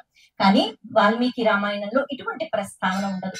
ఇంతకీ అహల్య ఏం చేసింది, ఇంద్రుడు ఏం చేశాడు, గౌతమ మహర్షి ఎందుకు అలా ప్రవర్తించారు, వీటి గురించి మనం తెలుసుకోవాలి. కాబట్టి అహల్య వృత్తాంతం మనం చెప్పుకుందాం. ఈ అహల్య వృత్తాంతం కూడా విశ్వామిత్రుల వారు చెప్తారు. అంటే గౌతమ మహర్షి ఆశ్రమాన్ని చూపించి ఇక్కడ అహల్య ఉంటుంది, నీ కోసం ఎదురు చూస్తోంది అని చెప్తారనమాట. అహల్య ఇది వరకు బ్రహ్మగారు సృష్టించిన ఒక రూపమట. ఆవిడ ఎంతో సౌందర్యవతి. ఆవిడ భూలోకంలో ఉండేది కాదు, ఆవిడ పైలోకంలో ఉండేది. ఆ సమయంలోనే ఇంద్రుడు ఆవిడ్ని చూసి ఇష్టపడతాడు. ఆవిడ కూడా కొన్ని సభలు అన్నవి పెడుతూ ఉంటారు అని మనం వింటూ ఉంటాం కదా పురాణాల్లో, కథల్లో. అలా ఆవిడ కూడా చాలా సార్లు ఇంద్రుడిని చూసింది. చూసిన తర్వాత ఆవిడ కూడా ఇంద్రుడిని నచ్చుకుంది. అంటే ఇంద్రుడంటే ఆవిడకి కూడా ఇష్టమే. అటువంటి సమయంలో ఇంద్రుడికి ఆవిడంటే ఇష్టమే. కానీ ఒకానొక సందర్భంలో గౌతమ మహర్షి సంపాదించిన విశేషమైన శక్తులు, లేకపోతే ఖ్యాతి, లేకపోతే ధర్మాచరణ, ఆయన మామూలు వ్యక్తి కాదుగా. ఆయన కూడా మనకి గోదావరిని తెచ్చిపెట్టాడు, ఆయన గౌతమి నదిని తెచ్చిపెట్టాడు. కాబట్టి ఆయనకి ఇచ్చి నా కుమార్తె అంటే మానస పుత్రిక, ఈవిడికి నేను వివాహం చేస్తానని బ్రహ్మగారు ఈవిడిని అడగకుండా అహల్యని గౌతమ మహర్షికి ఇచ్చేశారు. అహల్య కూడా ఏమీ అనకుండా వివాహం చేసుకుంది. అయితే ఆవిడకి అస్సలు ఇష్టం లేదు అన్నది కాదు, గాని ఇంద్రుడంటే వివాహం కాకముందు ఒక ప్రీతి, ఒక ఇష్టం ఉండేది, అది మనసులో ఉండిపోయింది. ఇది మనం తెలుసుకోవాల్సిన విషయం. అయితే ఇంద్రుడికి కూడా అహల్య మీద ఒక ఇష్టం ఉండిపోయింది. సరే, ఆ తరువాత కొన్ని సందర్భాలలో ప్రతిదానికి గౌతమ మహర్షి ముందు ఉంటున్నప్పుడు ఇంద్రుడికి ఏదో తెలియని ఒక ఈర్ష్యా ద్వేషం కలిగింది. ఇంద్రుడిని ఓడించాలి అంటే తపశ్శక్తి తీసేయాలి, అంతే కదా, మహర్షుల దగ్గర ఉన్నదే అది. తపశ్శక్తి పోవాలి అంటే వాళ్ళు ఏదైనా శపించాలి, లేకపోతే వృధా చేసుకోవాలి, వాళ్ళు కోపగించుకోవాలి, వాళ్ళకి కోపం తెప్పించాలంటే నేనేం చెయ్యాలి అని ఆలోచించారట. ఆ కథ వేరు, అది ఇప్పుడు మనం చెప్పుకోవద్దు. కానీ ఇది ఇంద్రుడికి కలిగిన భావన, ఎలాగైనా నేను గౌతమ మహర్షిని ఏదో ఒక రకంగా బాధపెట్టాలి. అందుకే ఆయన ఏం చేశారు, ఆయన గౌతమ మహర్షిగా కథ మనకి తెలుసు. ఆయన స్నానానికి సంధ్యావందనం చేసుకోవడానికి వెళ్ళినప్పుడు ఇంద్రుడు గౌతమ మహర్షి యొక్క రూపంతోనే అహల్య దగ్గరికి రావడం జరిగింది. అయితే మనకి చెప్తారు, అహల్యకి కూడా తెలుసు, ఆవిడ ఆవిడ కూడా మహాజ్ఞాని, ఎన్నో శక్తులు ఉన్నాయి, ఆవిడ దేవకన్య కదా, దేవలోకాల్లో ఉండేది. ఆవిడకి కూడా తెలుసు వచ్చింది ఇంద్రుడే అని. కానీ ఆవిడ స్వీకరిస్తుంది, ఎందుకంటే ఆవిడకి ఎప్పుడూ ఇష్టం ఉండిపోయిందిగా ఇంద్రుడు అంటే. ఆవిడకి తెలుసు ఆవిడ కాదు అంటే వేరేగా ఉండేది, కానీ ఆవిడ కూడా ఒప్పుకుంది. ఎందుకు అంటే ఎప్పుడో ఆవిడకి ఇంద్రుడి మీద ఇష్టం ఉండిపోయింది, తప్పే, కానీ ఆ తప్పు ఆవిడ తెలిసే చేసింది. ఇలా వాళ్ళిద్దరూ ఒకటైన తర్వాత కథ మనకి తెలుసు. మళ్ళీ గౌతమ మహర్షి తిరిగి వచ్చి ఇంద్రుణ్ణి నానా రకాలుగా ఆయన శపిస్తారు. అహల్యని మాత్రం ఆవిడ మనసు తెలుసుకుని ఆవిడ మనసుని ఎలా మార్చాలి ప్రయత్నం చేస్తారట. కాబట్టి అహల్య వృత్తాంతం అందరికీ ఆదర్శం. ఎందుకు అంటే నేటి సమాజంలో చిన్న చిన్న తప్పులకే అంటే భార్యను విడిచిపెట్టేయడం, భార్య భర్తను విడిచిపెట్టేయడం, ఇవన్నీ మనం వింటూ ఉంటాం కదా. కారణాలు ఏం పెద్దగా ఉండవు, చిన్న చిన్న కారణాలు. మరి ఇక్కడ అహల్య గురించి గౌతమ మహర్షి కాబట్టి అలా ఆలోచించారు. ఆయన అంటారు, నీకు ఆ క్షణంలో ఏ మోహం అయితే లేకపోతే ఏ కోరిక అయితే పుట్టిందో, ఇది ఎందుకు కలిగింది, ఇది ధర్మం కాదని నీకు తెలుసు, కానీ ఆ మోహం ఏదైతే మనసులో ఉండిపోయిందో దీని వల్ల తప్పు చేశాం. ఇదే తప్పు కాదు, ఎవ్వరైనా మనం తప్పు చెయ్యాలి అంటే ఏదో ఒక విషయంపై మోహం ఉంటుంది. ఒక దొంగతనం చేస్తాడు, ఎందుకు అంటే నాకు డబ్బు కావాలి, నాకు అలా ఆ వస్తువులు కావాలి, అవి కొనుక్కోవాలంటే నేను ఇలా ఉండాలి, లేకపోతే నాకు ప్రమోషన్ కావాలి, నేను ప్రమోషన్ నాకు కావాలి అంటే నేను ఇలా ఉండాలి, ఎవరినో ఇబ్బంది పెట్టాలి, ఎవరి దగ్గర మెప్పు సంపాదించుకోవాలి, ఇలా ఉంటాయి కదా. మన కోరికల వల్ల, ఒక మోహం వల్ల ఒకటి కావాలి అని అనుకున్నప్పుడు తప్పులు చేస్తూ ఉంటాం. కాబట్టి ఈ భావన ఏదైతే నీ మనసులో వచ్చిందో అది పోవాలి అంటే ఆ పాపపు ఆలోచన రావడానికి కారణం వచ్చింది, జరిగిపోయింది, అది వేరే విషయం. కానీ ఇప్పటికైనా ఈ మోహపు బుద్ధి ఏదైతే నీలో ఉందో అది తొలగిపోవాలి. తొలగిపోవాలంటే నువ్వేం చెయ్యాలి, నువ్వు సాధన చెయ్యి. ఇప్పుడు మళ్ళీ నువ్వు నా భార్యగా నా పక్కన ఉండడం కాదు, నిన్ను నువ్వు ఉద్ధరించుకోవాలి. ఎందుకంటే ఏ మోహం ఇప్పుడు ఈ పని చేయించిందో ఈ మోహం తర్వాత ఏ పనైనా చేయిస్తుంది. ఎన్ని పాపాలైనా మనిషి చేస్తాడు మోహం ద్వారా. కాబట్టి ఈ మోహం పోవాలి అంటే నువ్వు భగవద్ ధ్యానంలో అలా ఉండిపో అన్నారు. ఇక్కడ అలా ఉండిపో అంటే ఇప్పుడు అలా కూర్చుని అలా ఉండిపోతే ఏంటది, శిలలా ఉండిపోయావని అంటారు కదా. అలా ఆవిడ నువ్వు రాయి అయిపో అని శపించలేదు. నువ్వు ఇక ఆహారం స్వీకరించకుండా కేవలం పంచభూతాలలో ఈ గాలిని స్వీకరించి, అంటే అంత కఠోర తపస్సు చేసి మనస్సులో పుట్టిన మాలిన్యాన్ని పూర్తిగా తీసివేసేసుకో. అలా నువ్వు పవిత్రురాలి అయిపోతావు, మళ్ళీ నువ్వు నా దగ్గరికి వచ్చేస్తావు అన్నారు. అంతేగాని నువ్వు ఇలాంటి పని చేసావా, నిన్ను ఇంకెప్పుడు ఏలుకోను, నువ్వు అలా బండరాయి పడుండు అని మాత్రం ఆయన అనలేదు. ఆయన ఒక మార్గం చూపించారు, నువ్వు ఇలా చేసుకున్న పాపం నుంచి బయటపడు, అలా పడిన తర్వాత మళ్ళీ నువ్వు నా భార్యగా నా పక్కన ఉండే స్థానం నీకు ఉంటుందని చెప్తారు. ఆయన ఆ ఆశ్రమాన్ని ఆవిడకే విడిచిపెట్టి ఆయన వెళ్ళిపోతారు. వెళ్ళిపోయి నువ్వు ఇక్కడ తపస్సు చేసుకో అంటే ఆవిడ సరే, భర్త చెప్పారు, ఆవిడ కూడా తెలుసుకుంది నేను ఎందుకు అలా ప్రవర్తించాను అంటే మళ్ళీ నా మోహం కారణం, ఆ మోహం నాకు పోవాలి అని ఆవిడ అలాగా తపస్సు చేసుకుంటూ కూర్చుందట. అప్పుడు ఆయనే చెప్తారు గౌతమ మహర్షి, ఒకానొక సమయంలో రాముల వారు వస్తారు. ఆవిడ అంటే తపస్సు చేస్తూ ఉంటే, అలా మామూలుగానే ఉంటే కాదు, అందుకే భగవంతుడు కూడా అనుగ్రహించాలి అంటే మనం కూడా పశ్చాత్తాప భావనతో ఉండాలి. అలా రాములు వారు వస్తారు. అప్పుడు ఆయన ఎప్పుడైతే ప్రదేశంలో అడుగు పెడతారో మళ్ళీ నీలో చలనం వస్తుంది అన్నారు. అంటే ఒక రాయిగా అయిపోయిన ఆవిడలో చలనం, జీవ చైతన్యం వస్తుంది అని అంటారు. ఇది ఆయన చెప్పి అక్కడి నుంచి వెళ్ళిపోతారు. అంటే ఇప్పుడు ఆ ప్రదేశానికి తీసుకుని వెళ్ళాలి విశ్వామిత్రుడు వాళ్ళు రాముణ్ణి. అందుకని తీసుకుని వెళ్ళి ఇది అహల్య వృత్తాంతం. ఆవిడ మహాపతివ్రత, ఆవిడ మహాజ్ఞాని. ఎందుకంటే నేనేం చేయాలి, నేనెందుకు అలా తపస్సు చేసుకోవాలి, సరే మీరు వదిలేస్తే వదిలేయండి నాకేంటి అని అని ఆవిడ అనలేదు. ఆవిడ తెలుసుకుంది తప్పు ఎక్కడ జరిగిందో, ఎందుకు జరిగిందో. ఆవిడలో ఉన్న మోహం ఏదైతే ఉందో దాన్ని హతమార్చుకునే ప్రయత్నం చేసింది. కాబట్టి మనకి ఎవరైనా చెప్పినా చెప్పకపోయినా సాధన మనమే చేసుకోవాలి. ఎవరు వచ్చి మనల్ని మార్చలేరు, చెప్తారంతే, కానీ చేయవలసింది మనమే. కాబట్టి అహల్య నేర్పిస్తుంది మనకి విషయం. అలా ఆవిడ చక్కగా కూర్చుని, అంటే ఆవిడ అలా శిల అయిపోయింది. శిల అయిపోవడము అంటే ఆహారం స్వీకరించకుండా గాలిని స్వీకరించి అలా చలనం లేకుండా ధ్యానం ధ్యానం ధ్యానంలో అలా శిలగా అయిపోయింది. ఎప్పుడైతే రాముల వారు ఆశ్రమంలోకి ప్రవేశించారో, అంటే ఇలా కాళ్ళతో తన్నారు లేకపోతే కూర్చున్నారు అటువంటిది ఏమీ ఉండదు. ఆయన ఆశ్రమంలోకి ప్రవేశించిన వెంటనే మొట్టమొదటిసారిగా మనం చెప్పుకున్నాం, రాముడు అంటే అవతల వాళ్ళకి ఆనందాన్ని కలిగించిన వాడు, నిరతిశయ ఆనంద స్వరూపుడు. రాముడు ఎక్కడ ఉంటాడో మంగళత్వం అక్కడ ఉంటుంది, రాముడు ఎక్కడ అడుగు పెడతాడో శుభం అక్కడ ఉంటుంది. ఇప్పుడు ఆ ప్రదేశంలో అడుగు పెట్టిన వెంటనే ఆ రాయి కదలడం మొదలు పెట్టింది, అంటే అందులో చలనం వచ్చింది. అది కూడా ఒక నిర్ణీతమైన సమయం, అంత సాధన చేసింది కాబట్టి ఆ సమయంలో విశ్వామిత్రుల వారు తీసుకుని వెళ్ళారు. అలా అహల్య బయటికి రావడము, రాముల వారికి నమస్కారం చేసుకోవడము. ఇక్కడ కూడా మనకు ఒక మాట చెప్తారు, ముందుగా రాముడు నమస్కారం చేశారట అహల్యకి. అహల్య బయటకు వచ్చిన వెంటనే రాముల వారు నమస్కారం చేశారట. కారణం ఏమిటి? తల్లి అంటే తప్పులు అందరం చేస్తాం, కానీ ఇది నేను చేసిన తప్పు అని తెలుసుకుని సాధన చేసి ఆ తప్పు నుంచి బయటపడి ఇంకెప్పుడు తప్పు చేయను అనే ఆలోచన ఉన్న వాళ్ళు ఎంతమంది ఉంటారు? వాళ్ళు నిజంగా మహానుభావులు. అందుకే రాముల వారి ముందుగా అహల్యకు నమస్కారం చేస్తే అహల్య మళ్ళీ రాముడికి నమస్కారం చేసి చక్కగా గౌతమ మహర్షి దగ్గరికి ఆవిడ వెళ్ళిపోయిందట. ఇప్పుడు గౌతమ మహర్షి యొక్క కుమారుడు చాలా మురిసిపోయాడు, ఎందుకంటే వాళ్ళందరూ ఎదురు చూస్తున్నారు ఎప్పుడు తన తల్లికి మళ్ళీ ఆ ఉన్నత స్థానం ఏదైతే ఉంటుందో అది వస్తుంది అని. అలా అహల్య వృత్తాంతము, అహల్య కథ చెప్పి రాముడి ద్వారా ఈ శుభప్రదమైన కార్యం చేయించిన తర్వాత ఇక్కడ అసలైన పెద్ద విషయం ఉంటుంది.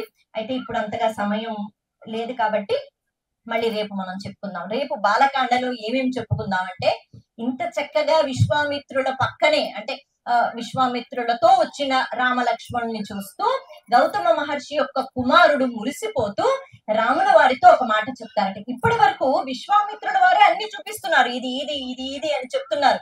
ఇప్పుడు ఈయన మాత్రం అంటున్నట్ట, ధన్యుడివయ్యా రామా. ఎందుకంటే ఆయన కూడా రాముడిని రాముడిగానే చూడాలి, నరుడిగానే చూడాలి, శ్రీ మహావిష్ణువులా కాదు. ఎంత ధన్యుడివయ్యా, ఎవరితో ఉన్నావో తెలుసా? విశ్వామిత్రుడు. అసలు ఆయన ఎవరో తెలుసా? మహానుభావుడు. ఇంతే చెప్తే సరిపోతుందా? విశ్వామిత్రుడి యొక్క జీవిత చరిత్ర నేను చెప్తాను విను అని అన్నారట. ఇది ఒక అద్భుతం నిజంగా బాలకాండలో. కాబట్టి విశ్వామిత్రుడి యొక్క జీవిత చరిత్ర ఈయన చెప్పారు రాముల వారికి, మీ గురువు ఎటువంటి వాడు అని. అది మనం రేపు చెప్పుకుందాం. రేపు కూడా బాలకాండలో విశ్వామిత్రుడి జీవిత చరిత్ర, ఆ తర్వాత రాముణ్ణి శ్రీరాముడు చేసే ప్రయాస, అలాగే సీతారాముల కళ్యాణం, ఇవన్నీ కూడా బాలకాండలో వస్తాయి. కాబట్టి వాటి ప్రస్తావన రేపు మనం చెప్పుకుందాము. ఇప్పటి వరకు ఎంతో చక్కగా విన్నందుకు మీ అందరికీ కూడా పేరు పేరు నా కృతజ్ఞతలు, ధన్యవాదాలు. అలాగే భగవంతుడు ఇలాగే ఈ 7 రోజులు కూడా మొత్తం రామాయణం అంతా మనం ఒక్కసారి మననం చేసుకునేటట్టుగా కొన్ని విషయాలైనా తెలుసుకుంటూ, రామనామాన్ని చెప్పుకుంటూ, రామనామ మననం చేసుకుంటూ, రామాయణమైన ఆది కావ్యం దగ్గర నుంచి ఏదో ఒకటి నేర్చుకునే ప్రయత్నం ఏదైతే 7 రోజులు చేస్తామో ఖచ్చితంగా 8వ రోజు ఏదో ఒక మార్పు మనలో వస్తుందని నేను భావిస్తున్నాను. అటువంటి అవకాశాన్ని, అదృష్టాన్ని భగవంతుడు నాకు ఇచ్చాడు. ఆయనతో పాటు మీరందరూ నాకు ఇలా సహకరించి చెప్పే అవకాశం ఇచ్చినందుకు మరొక్కసారి ఈశ్వర సమానులైన స్వరూపులైన మీ అందరికీ పాదాభివందనాలు చేసుకుంటూ స్వస్తి.